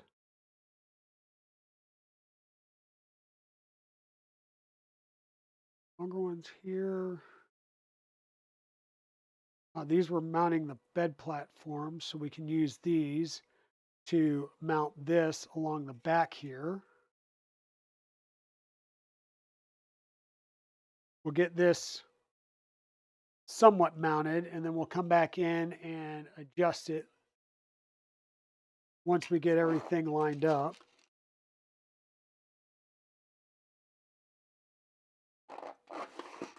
4 of these.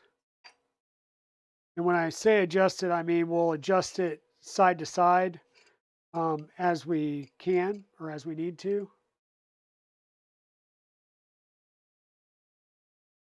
Once we get this, oh darn you.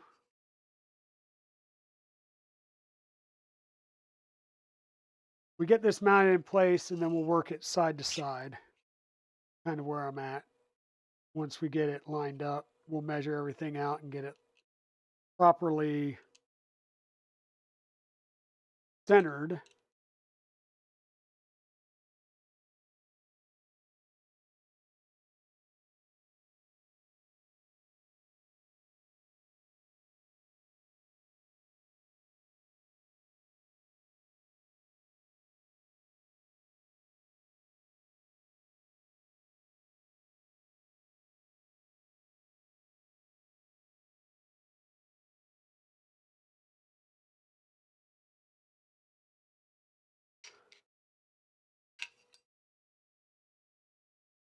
All right, I'm sitting over here doing this, and you guys can't see what I'm doing. So basically, just taking a M5 roll-in T-nut, slapping it in place, kind of just wiggling it down and lining it up. Can't use my driver to do that because, well, my driver is magnetized. Makes it a little more difficult.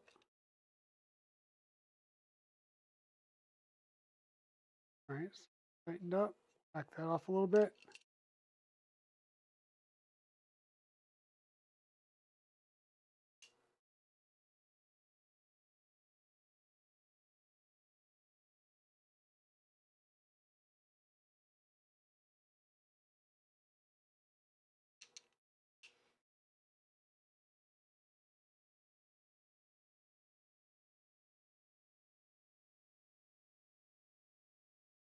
I do use an iPhone waters. And like I said, we'll be able to slide this back and forth to get it lined up. And quite honestly, if I really, really wanted to, I mean, these are drilled and tapped for M5s. I could line it up, do some measurement, and drill and tap this thing for M5s and just screw it directly in from the back.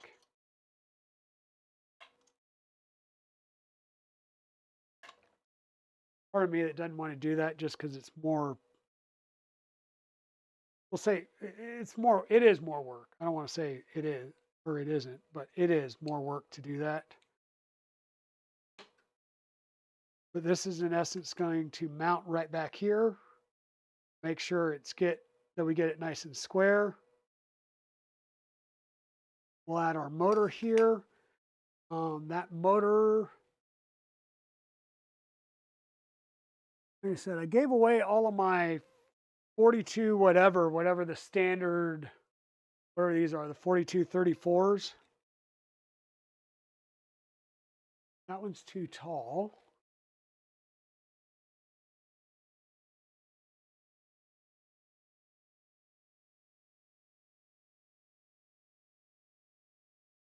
One might still be too.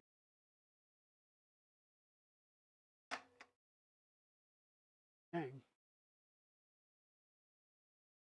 It's gonna suck if I have to order one because I sent all my motors over with over to what's his name, Dan.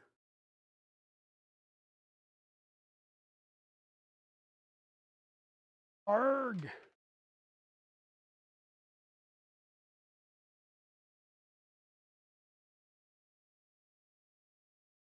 Ooh. No, that's gonna have a ear press. Darn it. Okay, so I'm gonna need a 4234Z motor. We found the lead screw nut. So that's good. I need some corners. What else? What?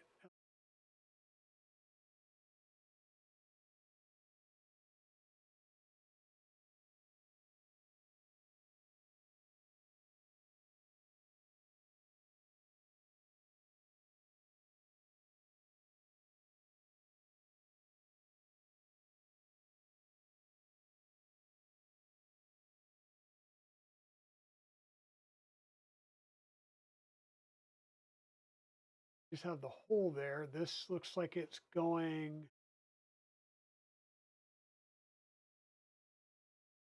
underneath or at the top side. That mounts underneath. It's going to mount underneath like this, and it doesn't list through in the CAD that we use here.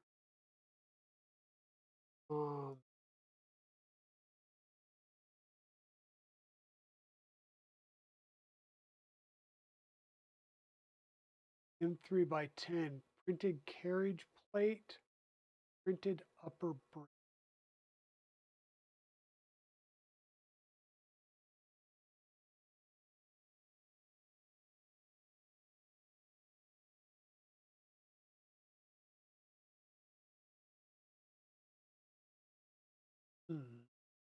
Optional.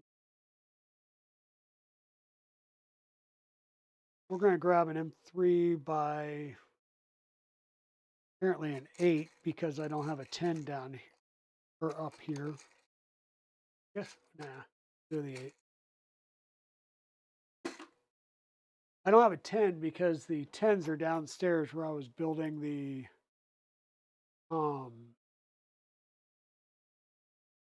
that's going to be 20. 10s are downstairs where I was building the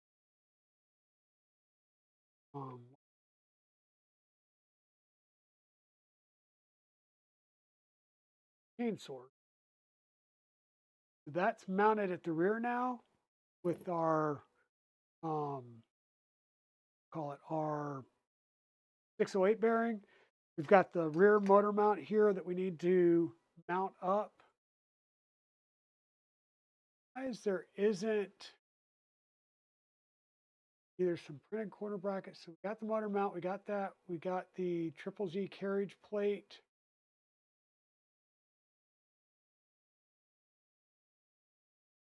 Bolt.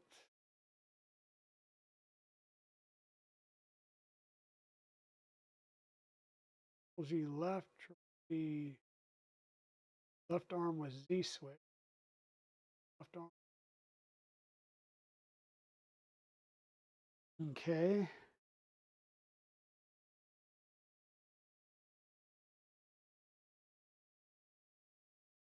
Sorry, folks. I'm obviously not doing a good job of showing you guys what I'm looking at here.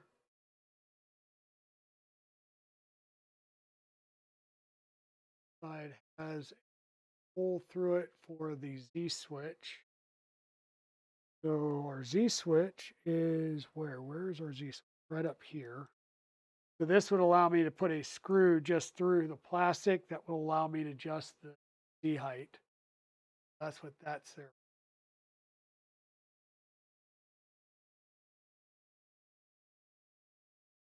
So what else can we?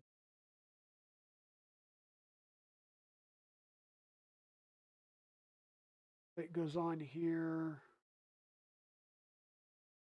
Trying to see if there's anything else we can do. I probably really want to get this installed, and then we can mount our build plate on here.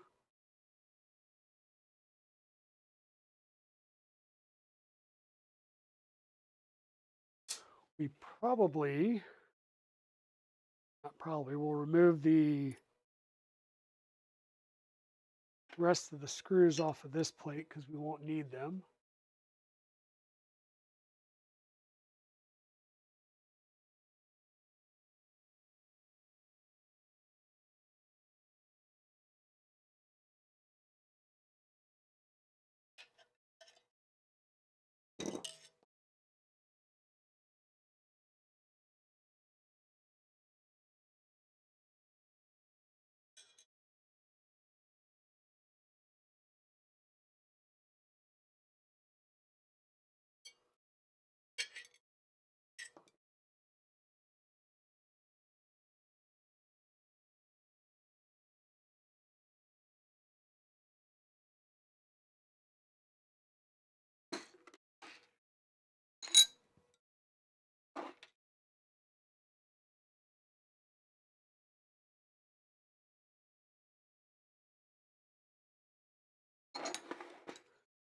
There are 10 by 20 rails that we can use for a project down the road somewhere. The center side goes towards the back. This will mount up here on the front with our bed plate going through here, bed plate going through here through the rear bracket. Like, do I want to put this on? No, because I have to have the build plate on to do that. And we need this really put in place before we can do the rear. So let's go to Amazon.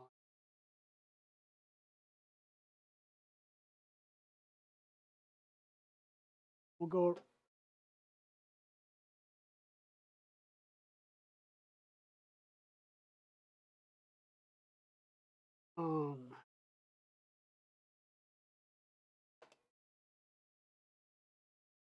Or 4234.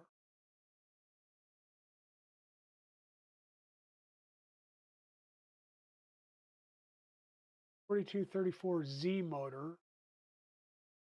Tuesday, Wednesday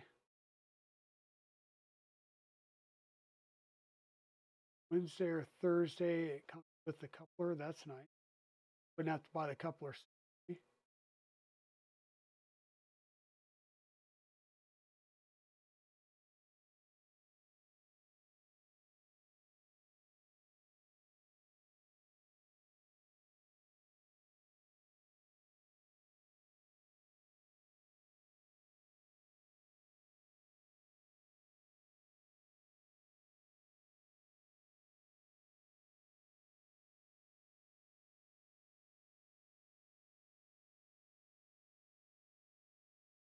One of them thingies. And what was the other thing that we needed? Corner brackets.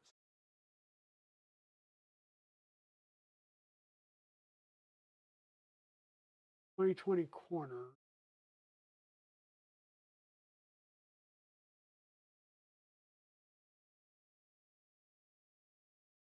That one.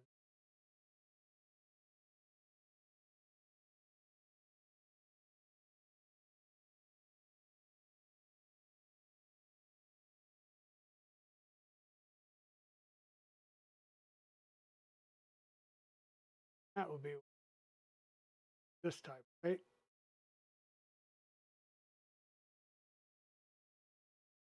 But I can swear I have some.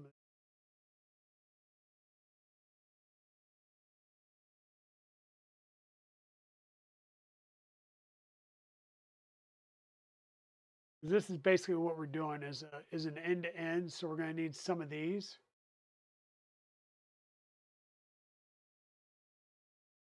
Yeah, you hate hand tapping anything. I do have the drill taps, the speed taps, I've only sheared like 3 of them, but what scared you, layers with Lily? So I could use some of these. Um,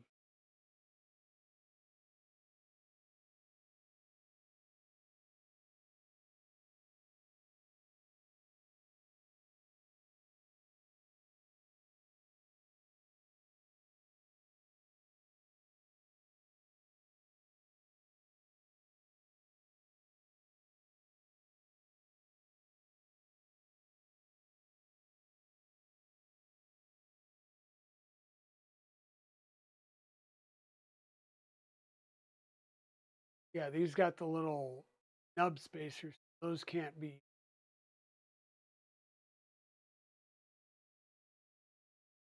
I could always print some well in the meantime and then replace them with these once these come in.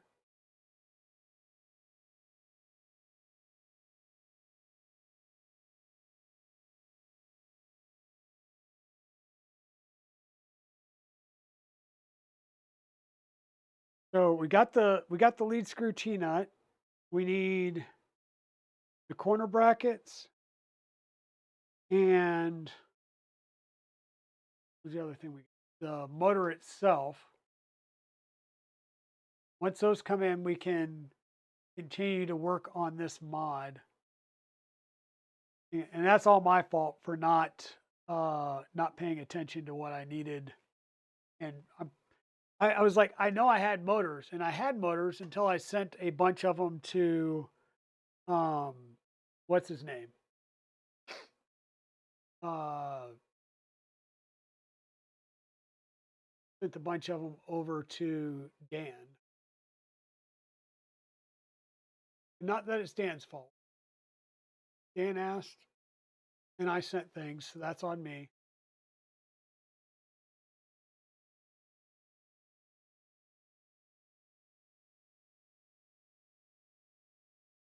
$330 goes to the side. The $370 would have gone to the outer edges of the rear uprights.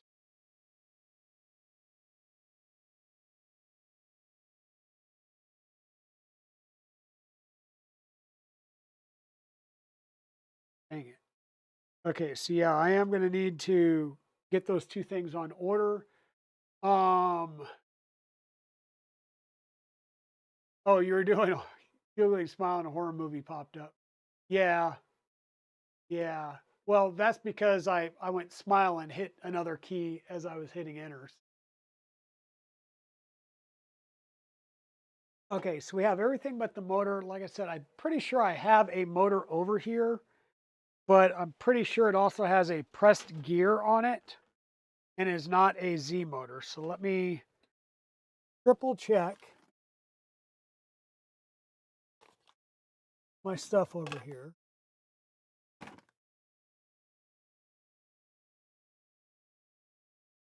Ooh, actual.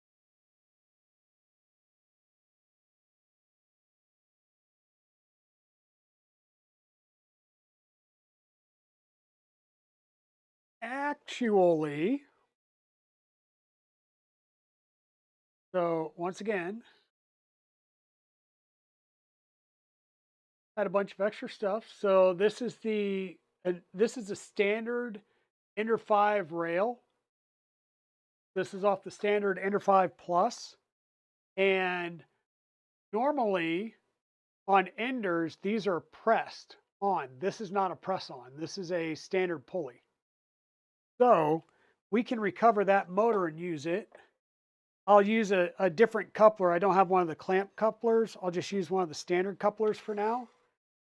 And we'll still need some corner brackets. Hello, how are you? Can you do me a favor while you're sitting here?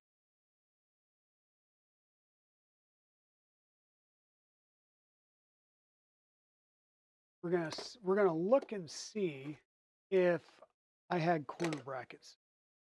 So I need you to do is just hold this.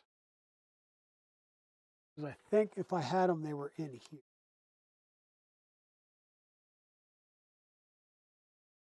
Everybody say hi to Mrs. Dragon, please.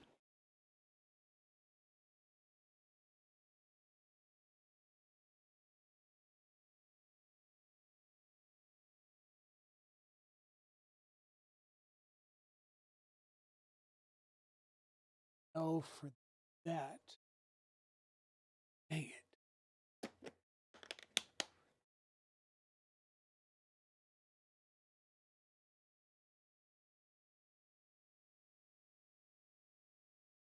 On the top of that one. Screws, what are these?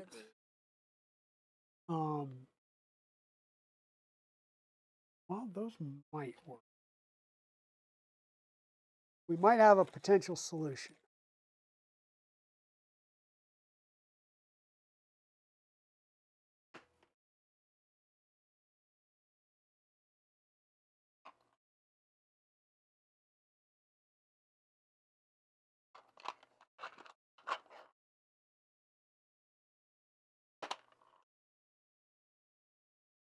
These might also work right now.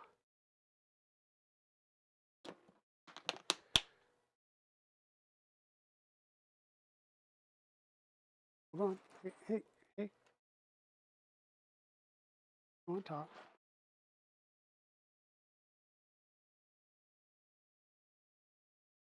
Yeah, the problem is there's two different types of corner brackets. There's a corner bracket that can go on the end of an extrusion, and there's corner brackets that go in the groove of the extrusion. And I've got corner brackets that go in the groove of the extrusion, but those aren't the style that I need. No. That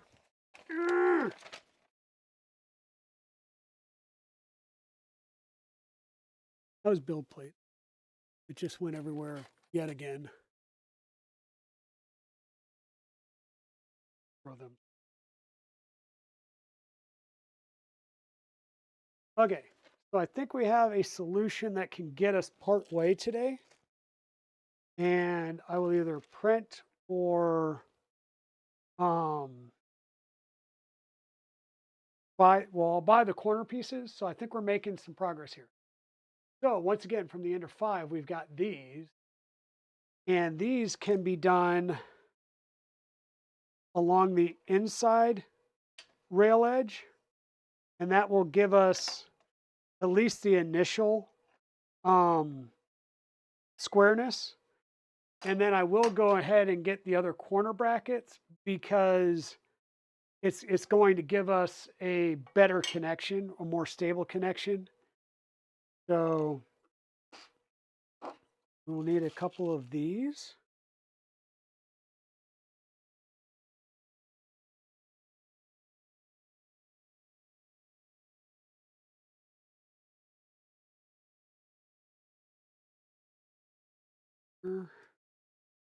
And probably an M5 by 10.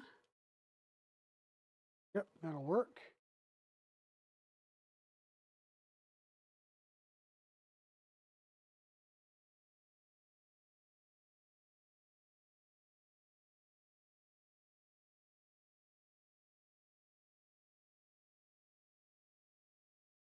So these corner brackets here come on the Ender 5 as well and are used to lock things in place. So we're going to be using this,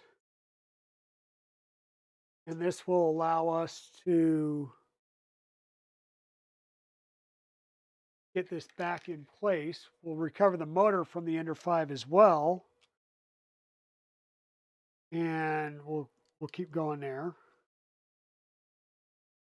So we'll have a motor. We'll use one of the, I'll say a standard spring style, meaning the spiral springs I really don't like. We'll order a more proper one, and then we'll continue. So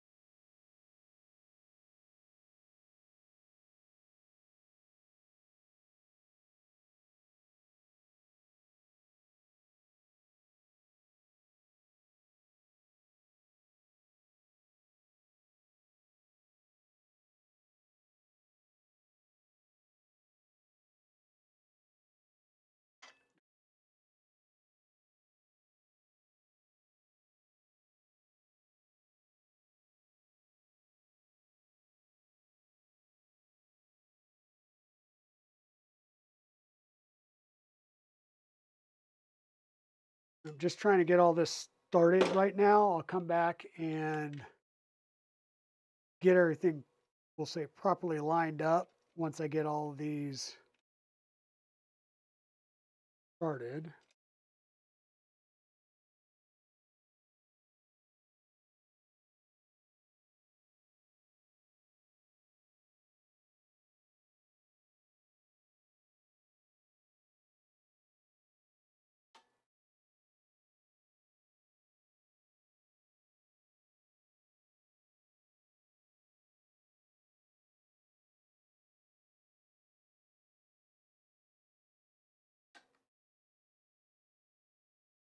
Here we go.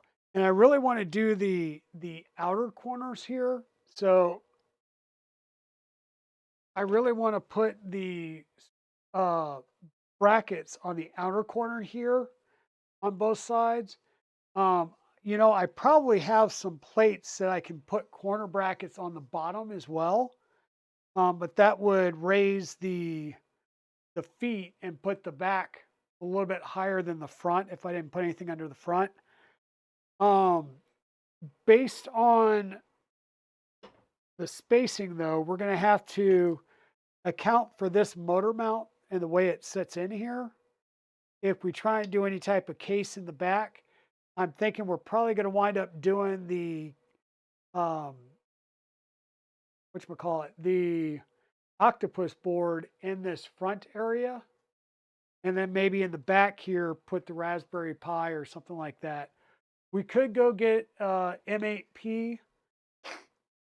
It's just one of those things that uh, it'll just increase the expense, and I want to reuse the stuff that I already have. What I'm going to do now is just look at the side to side of this.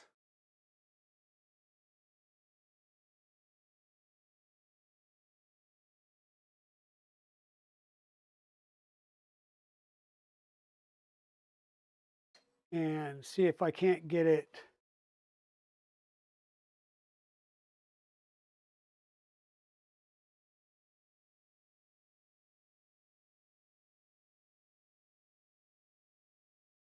looking to center this.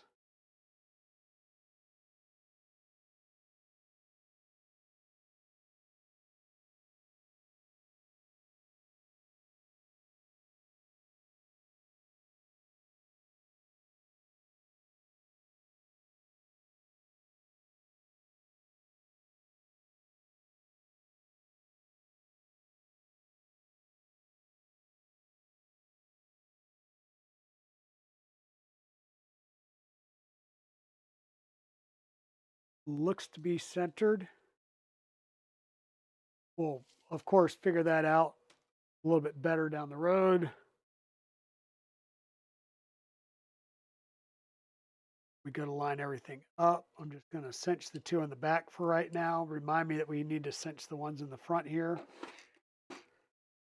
Um, we need to recover our motor from this. Peel the sticker off, which will give us access to the 4 mounting bolts here.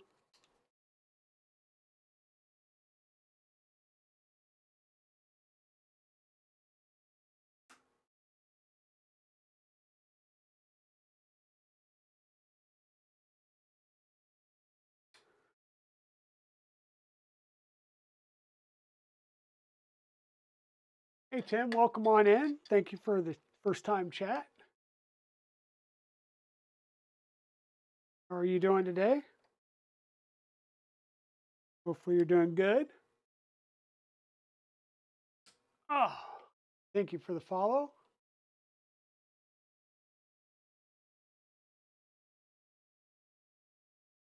Oh, building a Cappy. That's Canrog's latest like little small printer, right?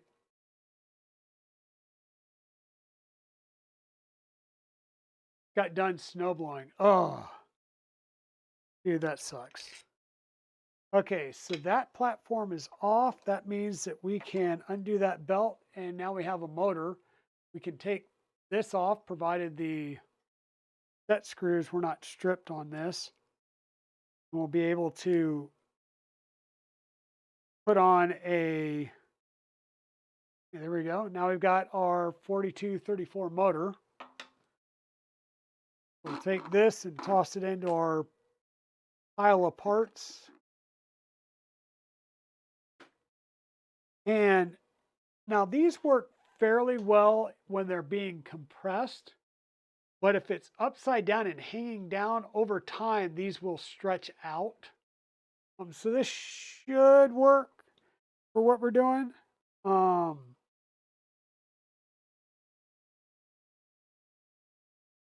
Just make sure you line up your, at least one of your set screws on the flat of the motor.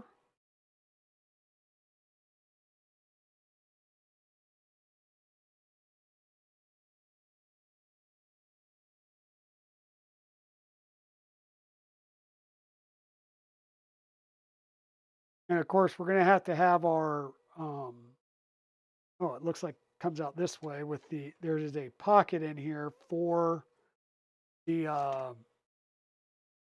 whatchamacallit, for the wiring, for the wire harness. So this is why we keep all these parts. Probably have to take that with me and give it to Dan the next time I see him, though.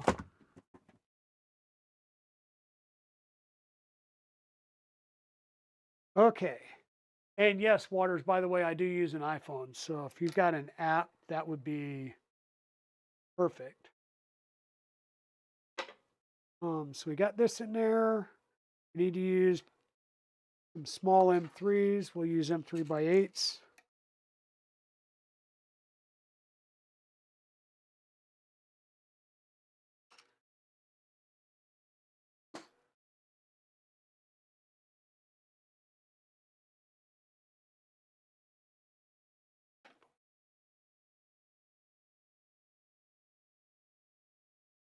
M3 8x8s may actually be too long. We might have to grab some M3x6s.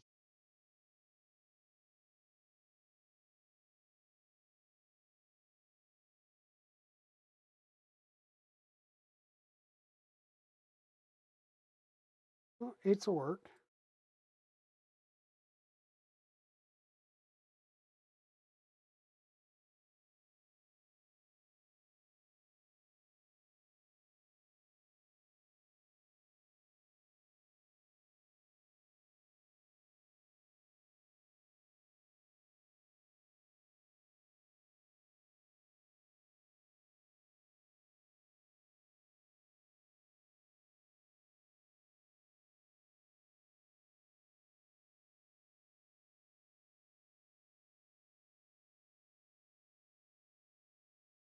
Well, there's a new belt printer that came out recently. The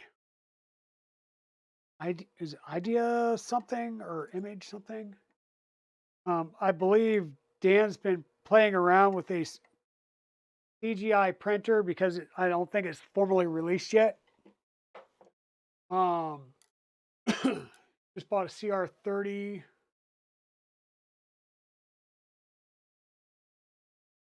Nice. Yeah, the conveyor belt printer.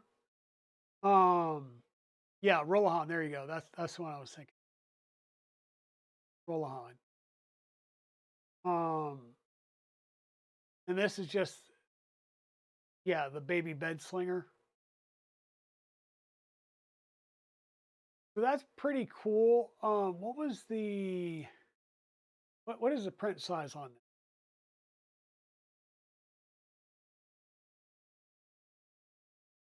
It uses a 120, 120, so 120, 120, 100 build plate or build volume. Dual 3-1 belted Z. Dragon burner tool head. That's a pretty cool little printer. Definitely pretty simple. Like 4 base extrusions and then 3 for the upright. Very, very small amount of extrusion. You're using the metal corner plates and T-plates to join it. It'll add the rigidity. That's really cool. The other one that you can look at is Bonsai. Um,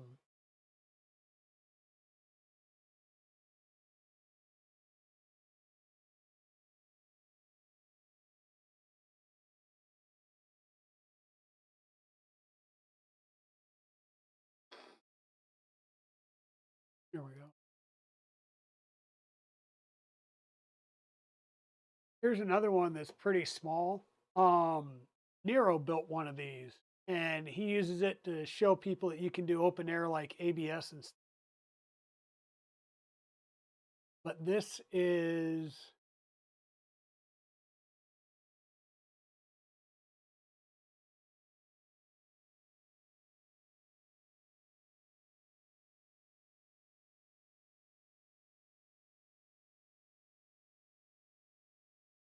trying to see what the doesn't seem to have like the size specs on.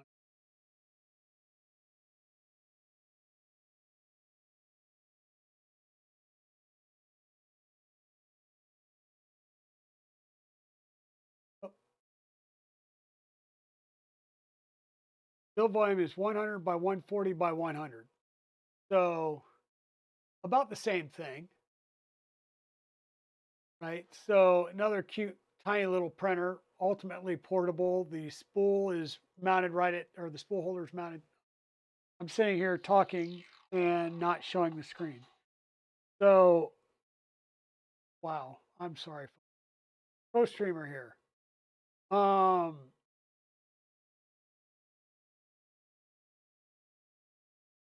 yeah, the idea former. There you go.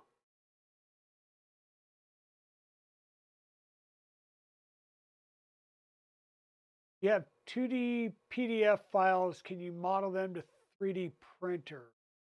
You can. If you have the 2D and you know how thick it's going to be, you can model those. I would bring the image into AutoCAD, make sure your dimensions are right, and you can, because basically what people do is they bring a picture of an item with a ruler underneath, so they have the right scale, and they can make the image larger or smaller to get the right scaling, and then it's just extruding to make it three-dimensional. Um,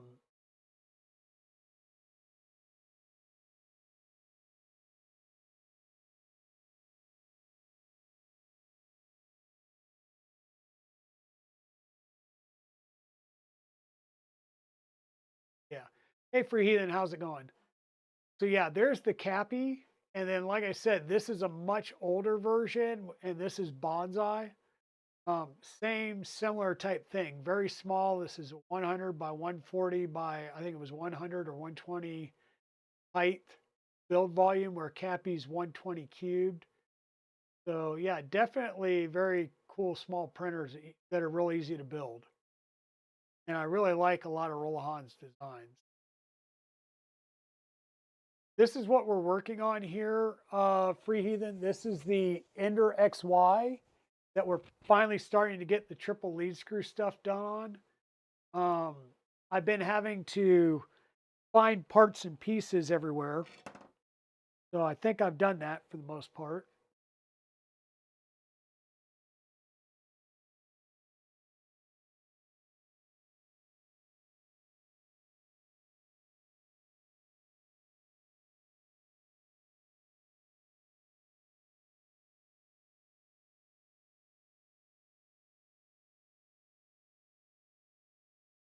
Are they really?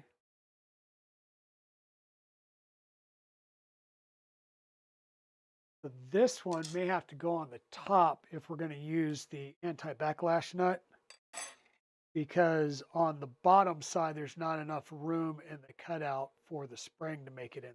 We'll have to flip this over. Let's do this from the top where these are on the bottom side. Shouldn't have a problem with Z height. We'll see. If we do, then we'll have to get rid of the um,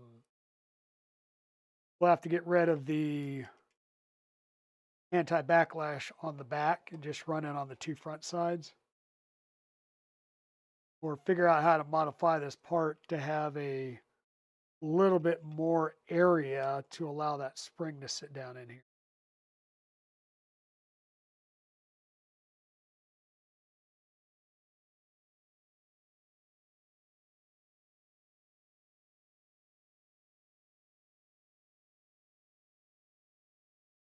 Yeah.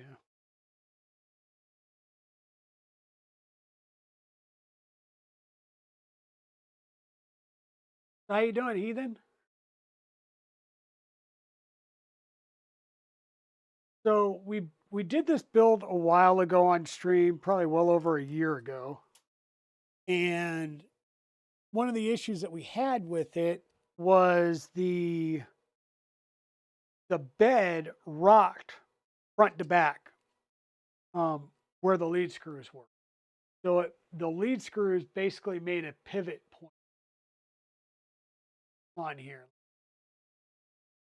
This camera versus, here we go. The bed was doing this. It would come up and it would go one way, and then when it'd start to drop down, it would drop the other way. So we were losing the bed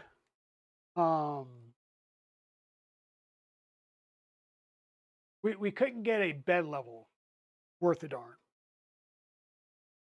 So what we're going to do here is try and set up for the triple lead screw.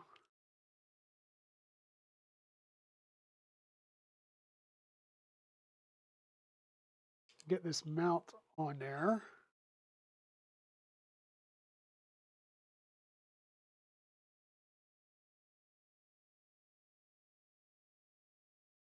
Because what we're going to have to do is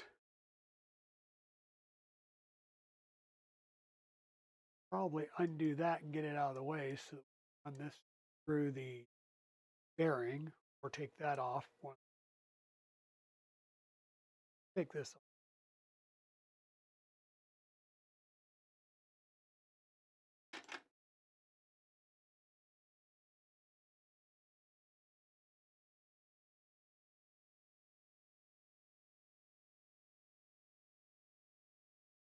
Being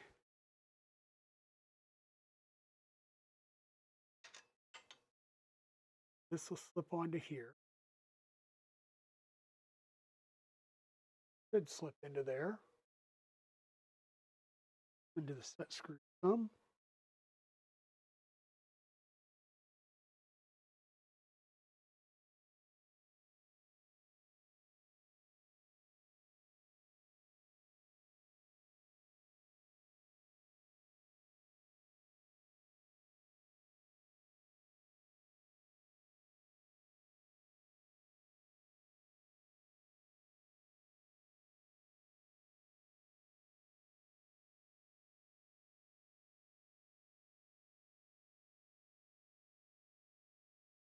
Really don't like using these spring-based ones. I prefer to have the clamping ones like we have at the other two. But this will do the trick for the time being, and I can replace that coupler later on.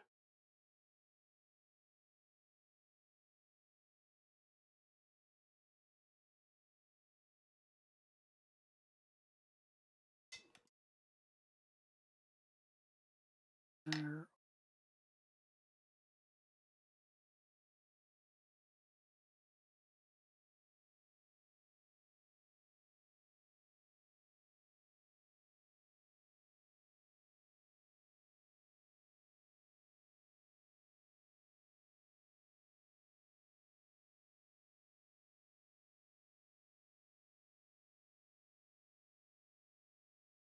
Okay, now we know it's centered at the top. So what we need to do is make sure that we're centered at the bottom and we're not going one way or the other. A decently easy way to do that would be to use a small level if you have one. I know I've got one around here somewhere. I'll probably have to find it after stream. And we'll make sure that we're up and down and plumb in both directions. And that will help us ensure that we're in the right spot and centered and everything.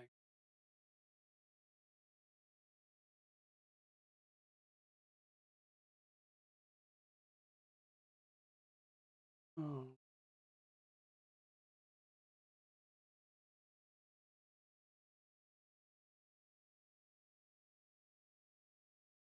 this is going to mount basically like this.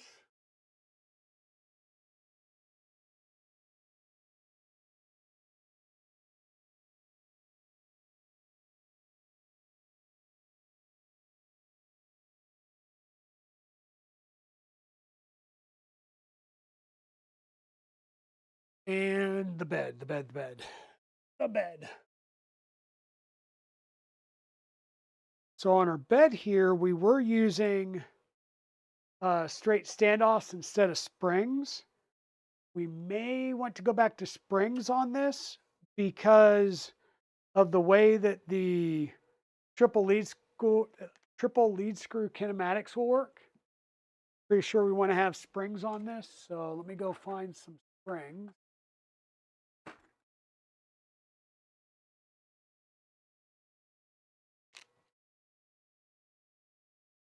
Each of those.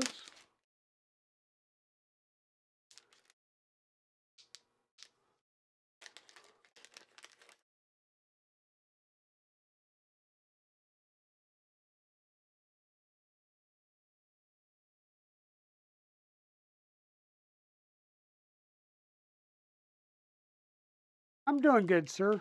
Like I said, doing your best. I'm pretty much there myself, just trying to keep moving. I've been dealing with some, I don't know if it's like the cold, the flu, or what, but I've just been feeling a little off lately. So, been trying to deal with that, take care of myself. I just got some fresh coffee delivered and probably want to drink some protein before I start eating some donuts that also got delivered.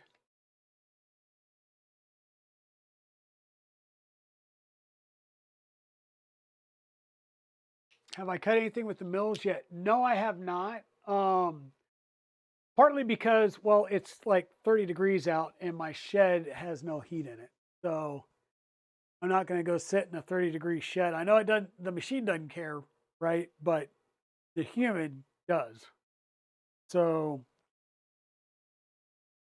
the human in me complains about cold weather like that. I don't know why. And let's see, how much fun is this? I want to do this side first because it's going to have that. And I'm not sure if that's even needed.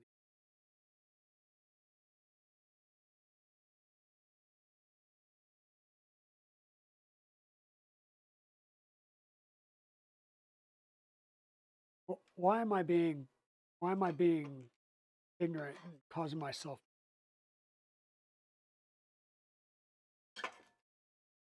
Let's flip this over.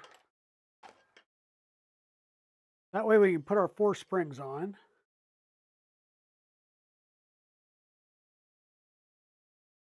We'll take our plate. We know that um, the thinner side of the plate is towards the back based on our diagram or the CAD. We'll get this lined up and on the screws. Bring this over, or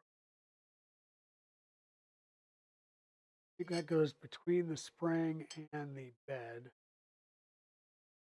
Where does it go? How does that work? I can't remember. I think it goes. Anybody remember doing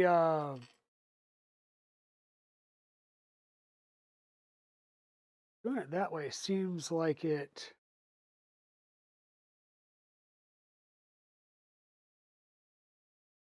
Well,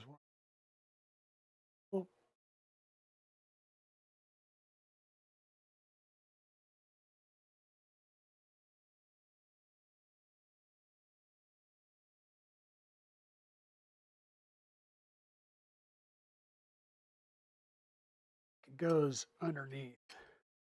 spring goes.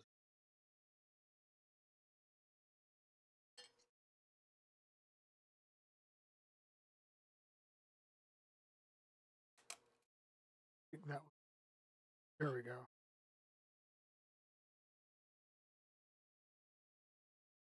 There we go.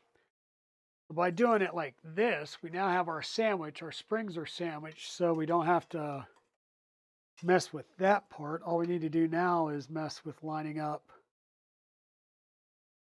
the 4 screws, or the 4 holes.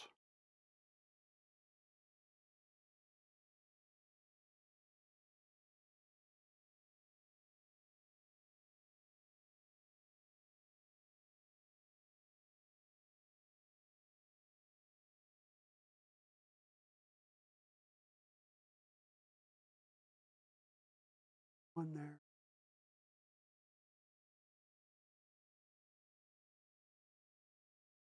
Might fit.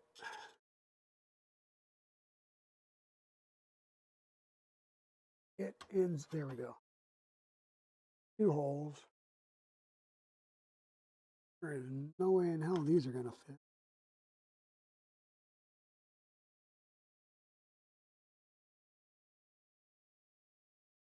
Yeah, I guess they will if I push way down on them.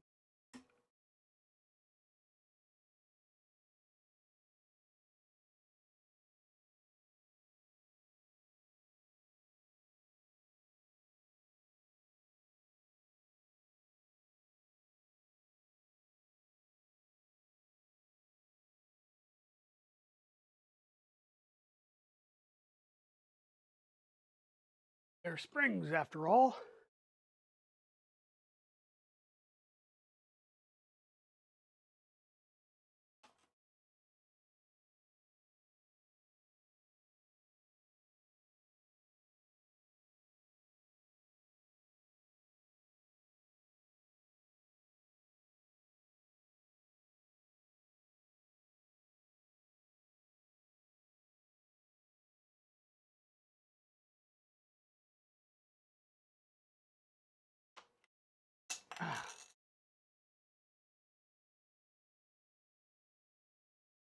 Just want to watch me struggle, is that it?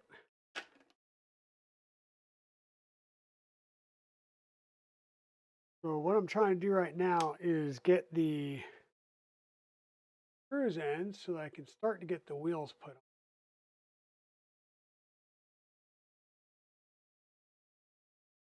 2 rear are in.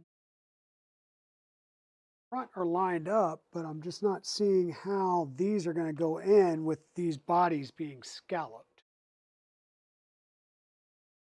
So let me take a quick look at the CAD again.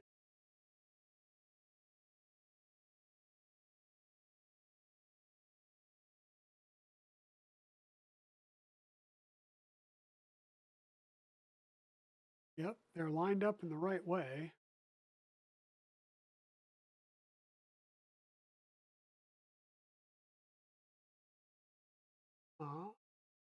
Front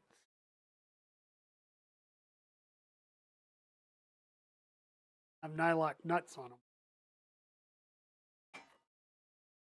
Well, that's going to suck because I don't have a way of doing nylock nuts on here. Well, let me rephrase that. I don't have a way of, those are M4 nylocks.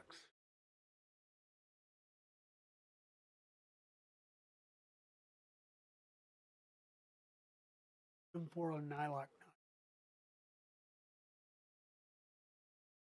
So because I've got a sheet on here and I haven't cut out spots for those screws, I'm kind of in a pickle because this expects to have nylon lock nuts put on here, and I could probably get a nylock nut on there. Now the question is can I get it started on there? That will be the trick.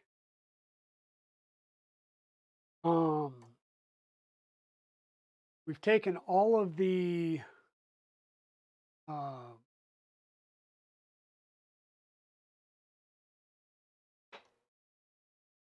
all of the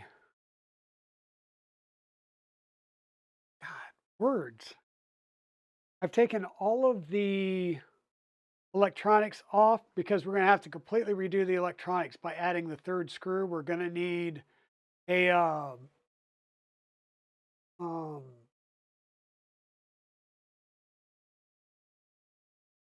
we're going to need a board that supports at least 6 drivers.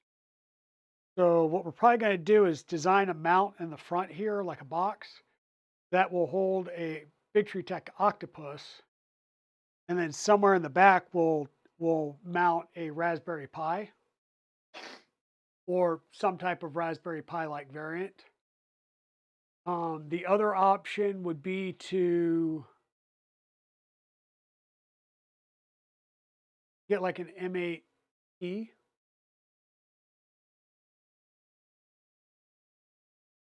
And run a CB1, CB2, or something like that. Clamp the spring or clip the spring short. So the problem here is I can't get these on because of this angled face. So it calls for M3 lock nuts on the front, or M4 lock nuts here on the front. One, I'm not sure if I have M4 lock nut. I know I got M3 and M5. I don't think I've got M4 lock nuts. I'll have to look. The other thing would be I would need to get my long socket set from downstairs in the garage to be able to get up in there and tighten the sockets.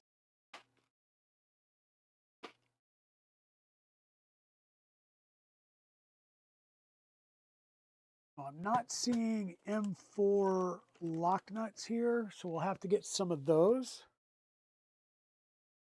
I think I have M4 nuts. I just don't think I have M4 lock nut.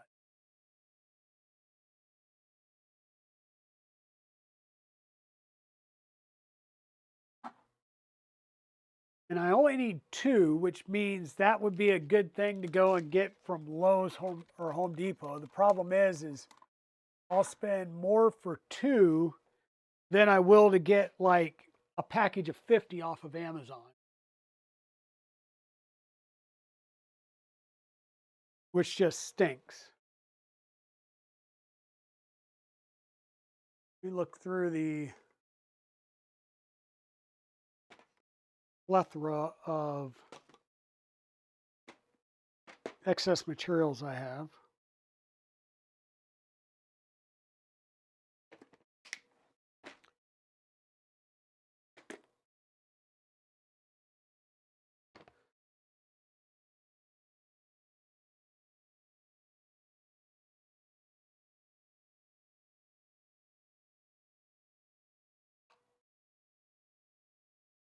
Yeah, no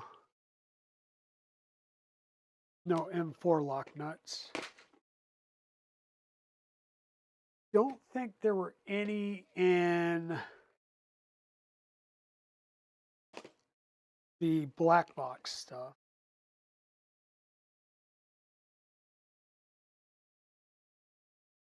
I mean, I've got M4 nuts, just not M4 lock nut. You would want lock nuts on this since it is a moving and vibrating piece of the apparatus. So now we will be at a stopping point. We're going to be at a stopping point real soon anyhow.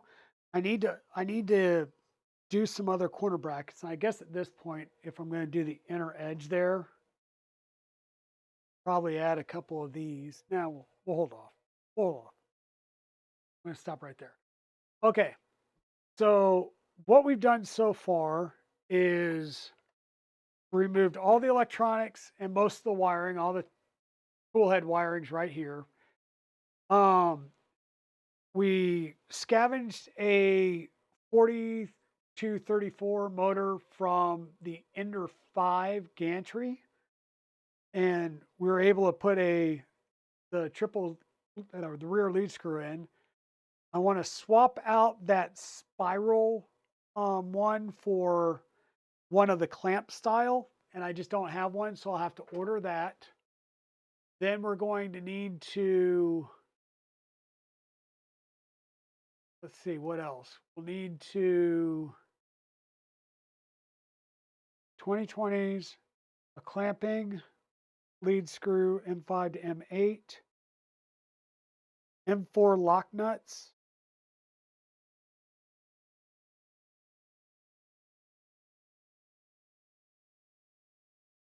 and design or find some mounts for electronics that we can use. So yeah, fun times.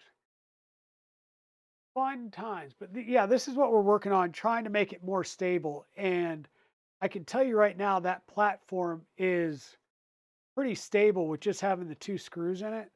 We're going to add the screws over here. That's going to really make things more rigid.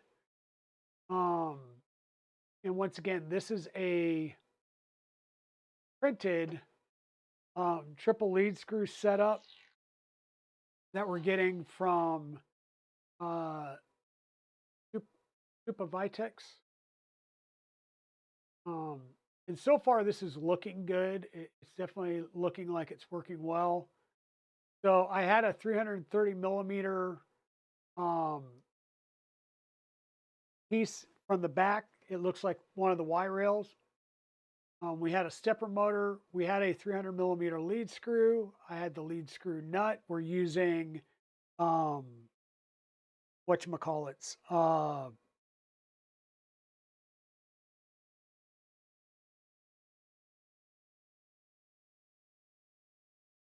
We're using anti-backlash nuts on all 3 axes. 5 to 8 millimeter shaft coupler. I have one. I prefer the different style, so we'll fix that once I get one of those in. We use a 608 RS bearing instead of a ZZ bearing, and that's providing the top like alignment support for the left side or the rear lead screw. Printed carriage plate, printed upper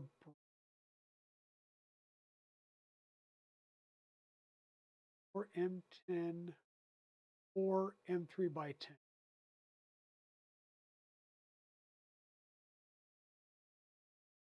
Motor mount, we got that. Printed motor mount, we got that. We're only locked in at the back. We need to lock in at the front once we plumb.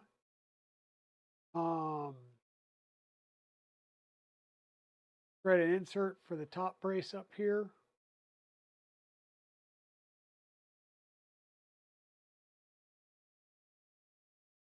Stepper motor cable, we have that. I have plenty of that stuff.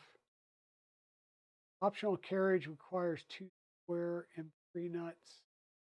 E-bracket.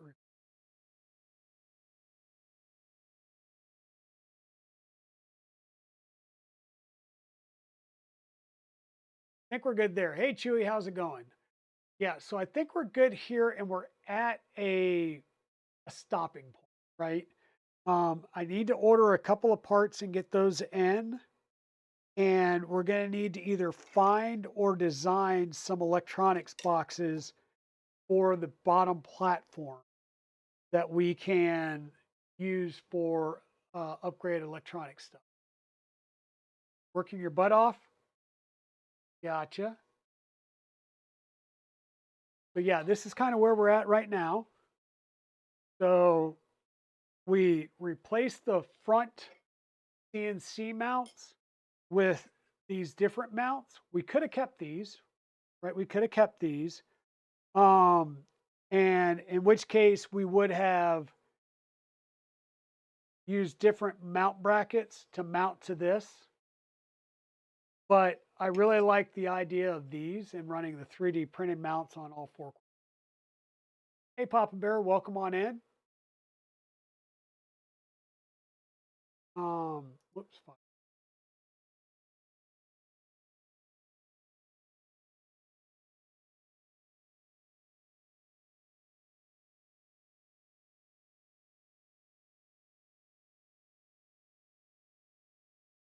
With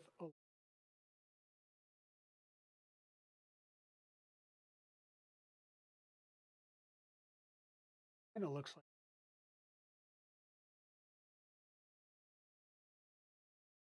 Yeah, I did the one with the alignment bolt. And I think that just gives me a place to put bolts through here, potentially to line my sheet up along the back. So no big deal there.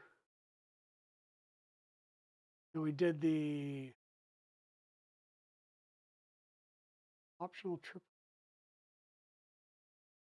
left arm. And I did put in the left arm with the Z switch, so I can put a M3 bolt up from the bottom, and that will line up with the Z switch here and will allow me to basically adjust it a little bit easier than having to undo this and lower, raise it. It's an option. So where are we at? Yeah, I think right now we're done. I need some M4 locking or M4 lock nuts.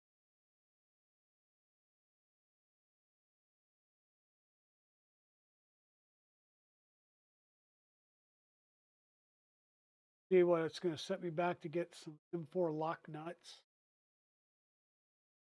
Oh, 100 pieces for $7. That's not bad.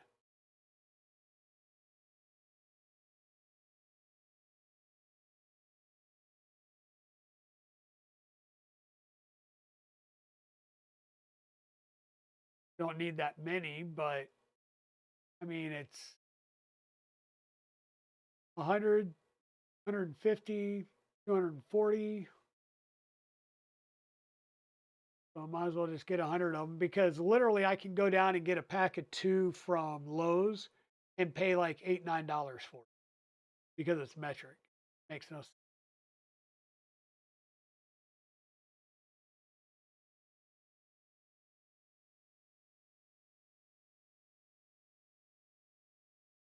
Go ahead and grab a package of these.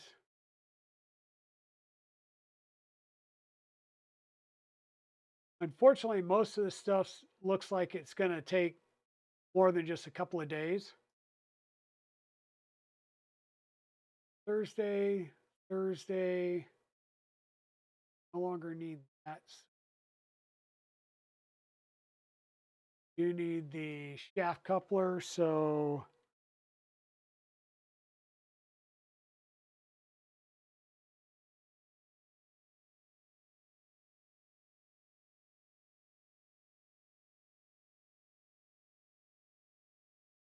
we want the clamping style.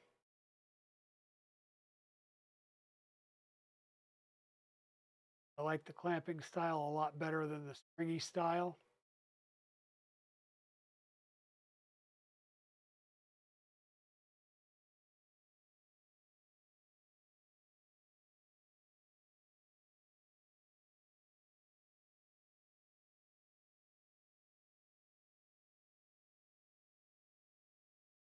Oh, sorry, I'm kind of shopping right now, just trying to make sure I can find the things that I need.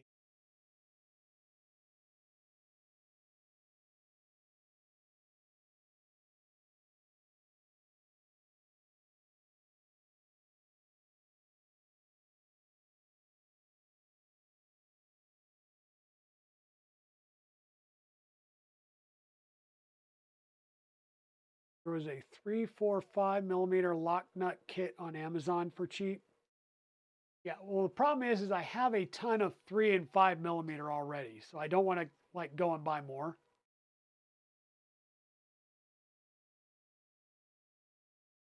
I would much rather just get some 4s because one of the lock nut. There's M3 lock nuts. I've got M5 lock nuts as well. So I just go and get a 4. Like I said, I only need 2, but if I'm going to spend more for um 2 at Lowe's than I would getting them directly from Amazon, might as well just get them from Amazon. Yeah, I'm going to have way more than I need, but I guess the only other thing I can look at is see if the black box kit has some in it.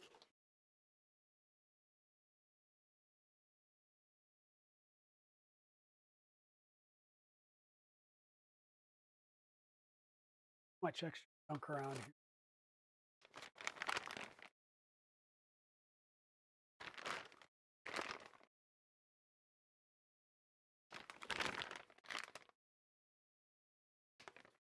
I have no idea which kit this one was from, but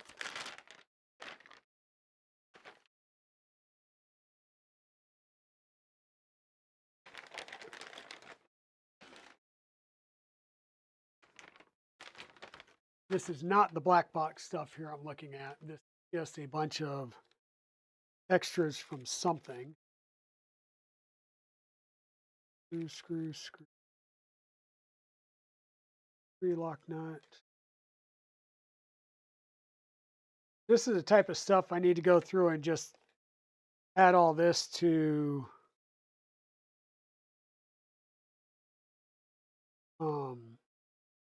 my bench stock of stuff.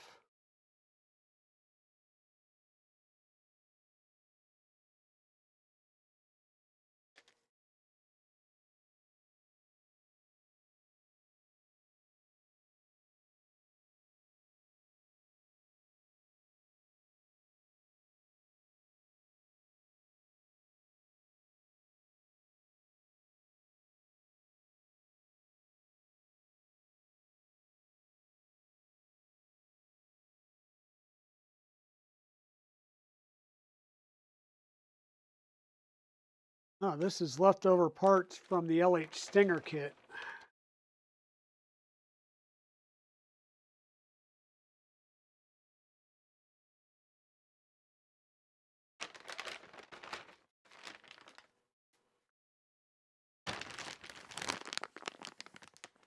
Am I almost finished? I'm almost done streaming. Finished with the project? No. The project's going to take a bit longer because I'm going to have to order some parts that I don't have on hand. If I can find some M4s in here, then I'll M4 lock nuts, I'll be good, but I don't remember if there was any M4 lock nuts in this kit.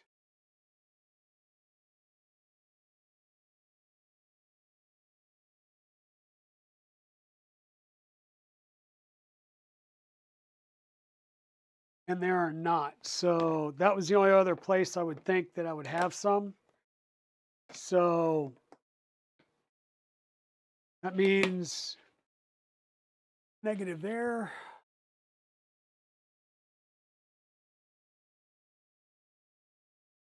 Pretty bad when you got boxes everywhere and you can't remember what's in what box. All right, that was just excess stuff.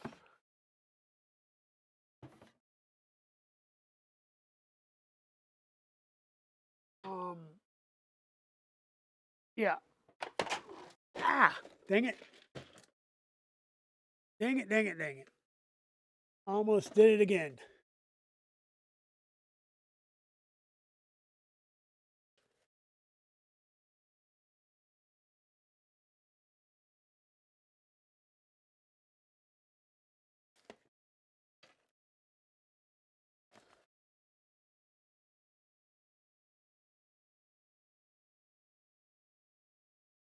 Alrighty, so we've got a couple things to order. It's going to be until Thursday for those things to come in. So, oh yeah, definitely. Thanks, Waters. Like I said, I just need to finish getting all of my all of my nuts and bolts and stuff put together. Yeah, I've lost bearings, I've lost my nuts, I've lost my bolts, lost a lot of things.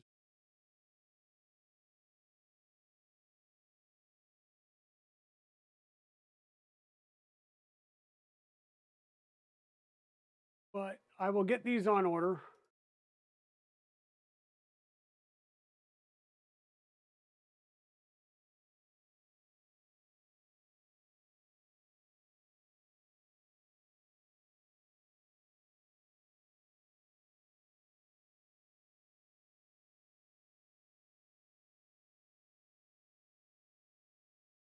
Oh my.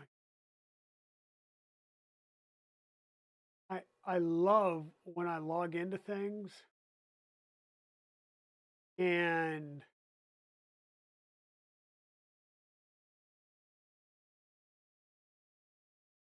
had stuff in my cart. I logged in and everything that I had in my cart went away. So annoying. Okay, so we had the M5 to M8 shaft coupler. We need one of those. Add that to.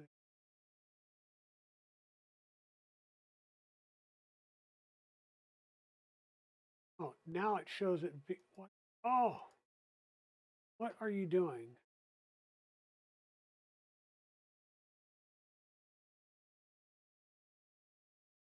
Okay, so I got stuff in my cart. Got stuff in my cart ready to go, and actually, it looks like it will be here. One of the things on Monday, some of the stuff on Wednesday. Which means, yes, Thursday we'll be able to keep going on this. Because we need to get the front locked down with M4 nuts for the bed. We'll get that done. Swapping out the shaft coupler, I'll do that off stream. It's shaft coupler.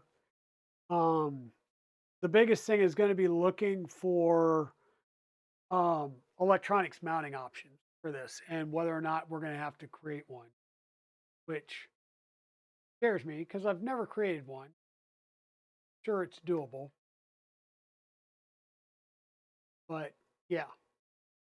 So I'll order a few things.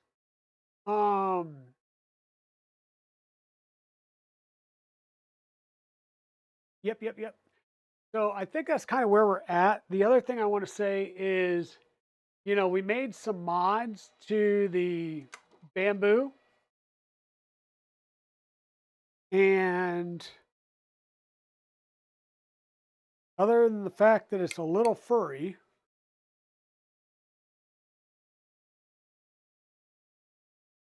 PA 612 nylon. This will be the fan shroud that'll go over the heater and just keep it from blowing directly on the side panel. And that's, like I said, PA 612 CF nylon. So should hold up to temperatures in there. I actually had, what I did is I plugged the heater and the bento box in via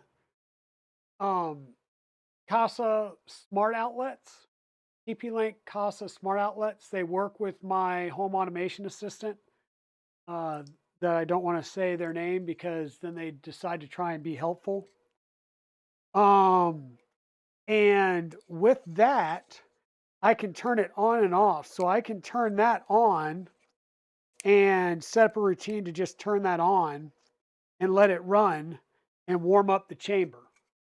And then I can come back a little bit later once the chamber's heated up and heat up the bed and tool head and get that stuff preheated, let everything basically heat soak for a little bit, and then go in and start my print. And that way, materials like polycarbonate, and we're talking true polycarbonate or polycarbonate CF.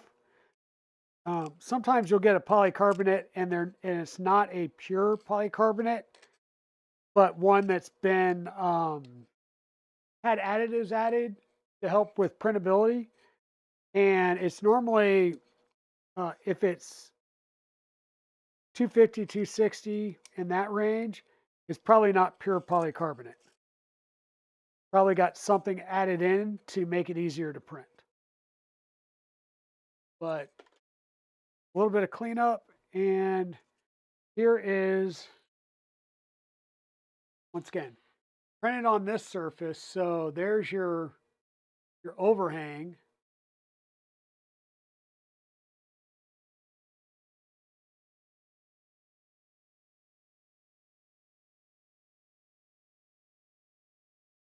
And this will just push up against the sidewall and sit down on top.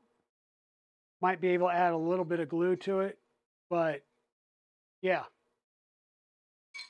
But it works. I've had the chamber up to 60 because I set the temperature at 60, and we ran the thermistor for the heating element along the front door up to the top.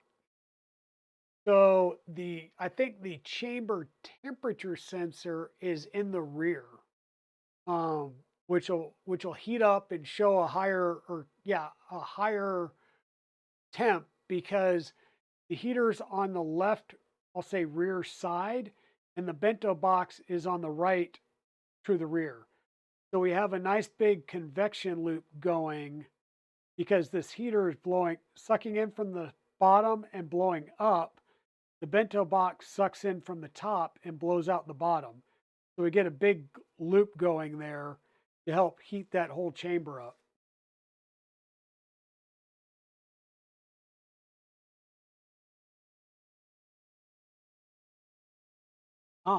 So free heathen, while you're here, I'm going to take this and we'll set this down on the floor somewhere, because we just want to get it right in the middle of the way so that we can trip over it later.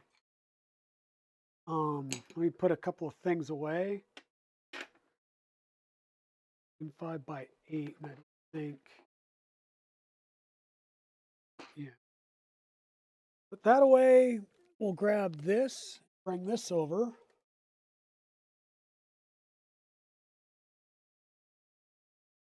So benchtop power supply.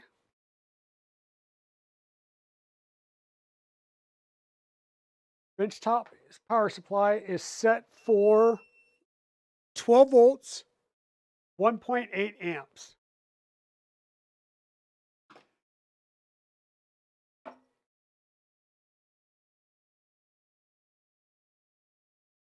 And we are plugging this in black to red, red to black, meaning it goes in, we're going to run it counterclockwise. So black to red and red to black. So,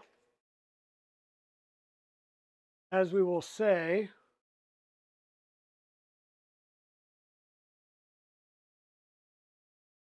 "For the Emperor!"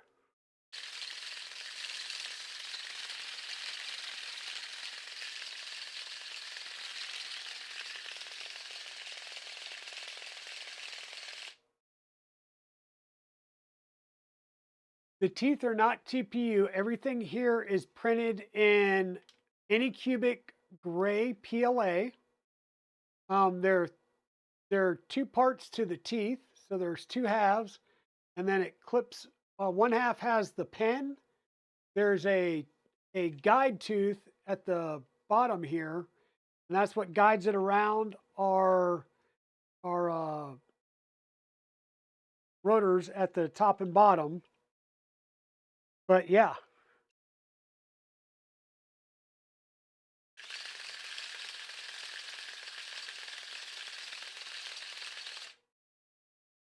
So we're getting a little bit of rubbing up here, and I'm not sure if it's just because I don't have all the screws and stuff in it yet.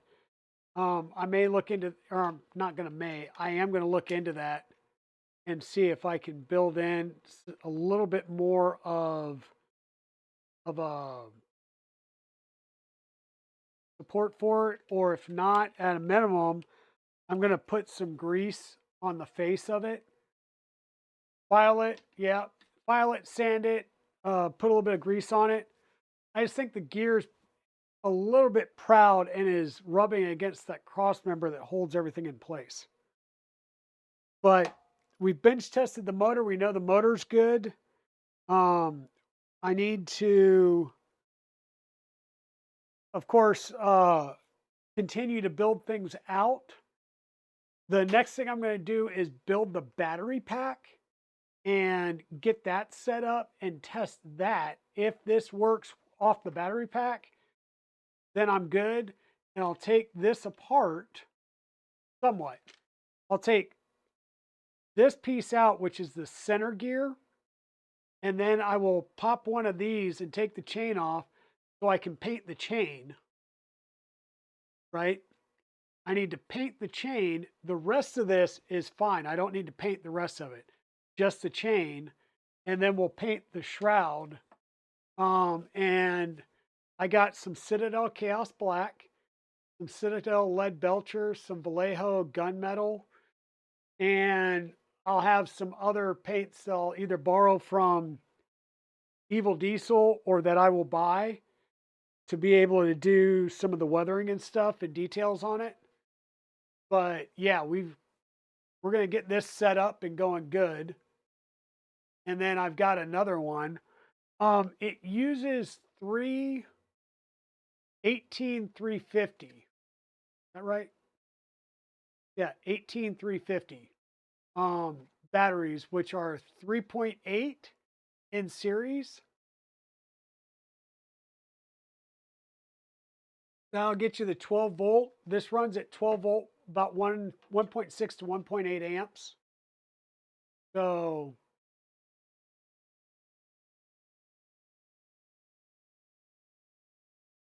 hey, yeah, that's what I'm saying is I that was one of my questions is should we print the gears in nylon versus PLA?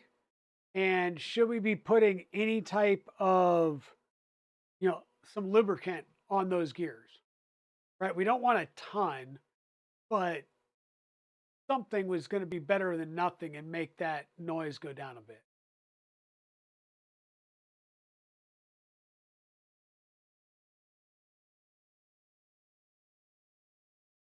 Yeah, these are they're 18350 lipos.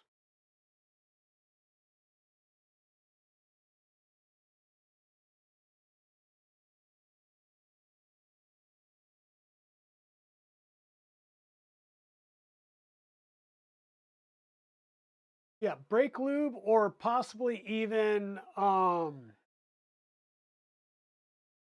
oh, what's the dry lube that you use with door hinges? Graphene?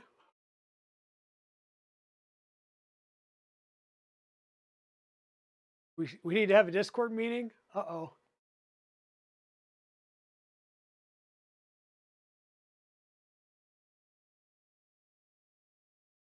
Teflon, yeah. But that's kind of all I had today, folks. I'm going to need to order some parts before we can continue going on that EnderXY triple lead screw mod. I, from what I've seen so far, it's already more rock solid than it was. So, because you used to be able to just take the bed and do this, it was bad, and that's a lot more rock solid. Once I get all the screws tightened down on that bed, it's going to be even more rock solid. So that'll be good. We're making progress on the Chainsword. Um, I'm going to start trying to fit up some of the other panels. I've got the stuff I need to do the battery box and stuff, and we'll see whether I get that done today or tomorrow. And I'll try and test that out um, before the next stream so we can show that off on the next stream. And I think that's about where we're at. So thanks everybody for being here. Let me take a gander over here at go away. Let me see who we have potential raid.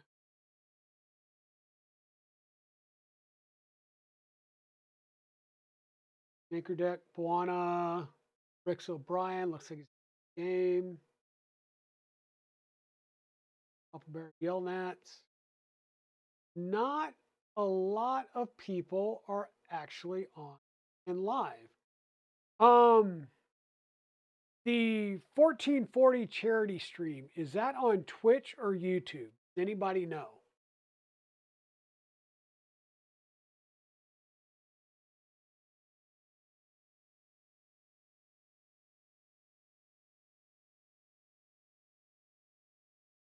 It's YouTube? Okay. Um, and thanks, Shenanigans. Yeah, so I'm just not seeing a lot of people on Twitch right now.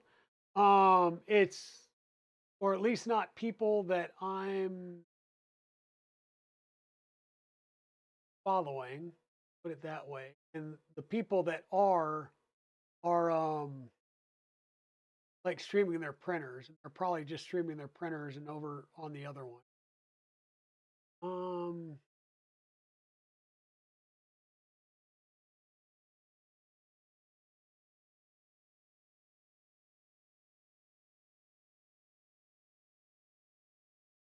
I'm just trying to see if anybody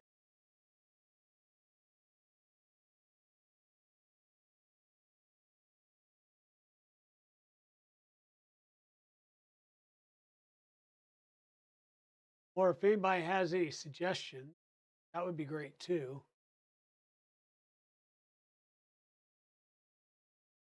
If not, we can just not rate into anybody. Nothing says that we have to rate. See, can we do?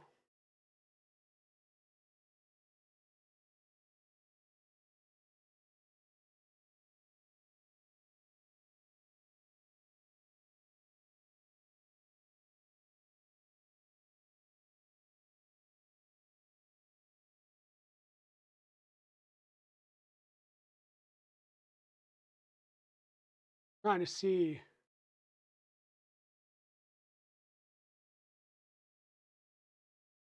We can't find somebody that might be doing either some miniature painting or miniature building or something like that. Yeah, you don't see anyone exactly. Um, all right, you know what? We'll just we'll raid over into Maker Deck and you know, thank you everybody for the stream. I'm gonna jump over to Maker Deck. Please feel free to jump over with me as we go. I'm probably gonna raid and run and head downstairs. And if you get a chance and you can, go and support the 1440 stream and the charities there. It's for all the folks that were impacted by the California wildfires. So thanks a lot, everybody. I'll get these parts in. So probably not Tuesday, but Thursday, we'll work on the Ender 5 again and get it going. So thanks a lot, everybody. Have a great day. And I will see you all around the internet. Bye now. Those of you that are watching this later on via YouTube, please feel free to click on the icon, like and subscribe. When you do, please hit the bell so that you're notified when new content uploaded. YouTube's going to suggest a video for you over here based on the algorithm. And thank you all for being here. Great day.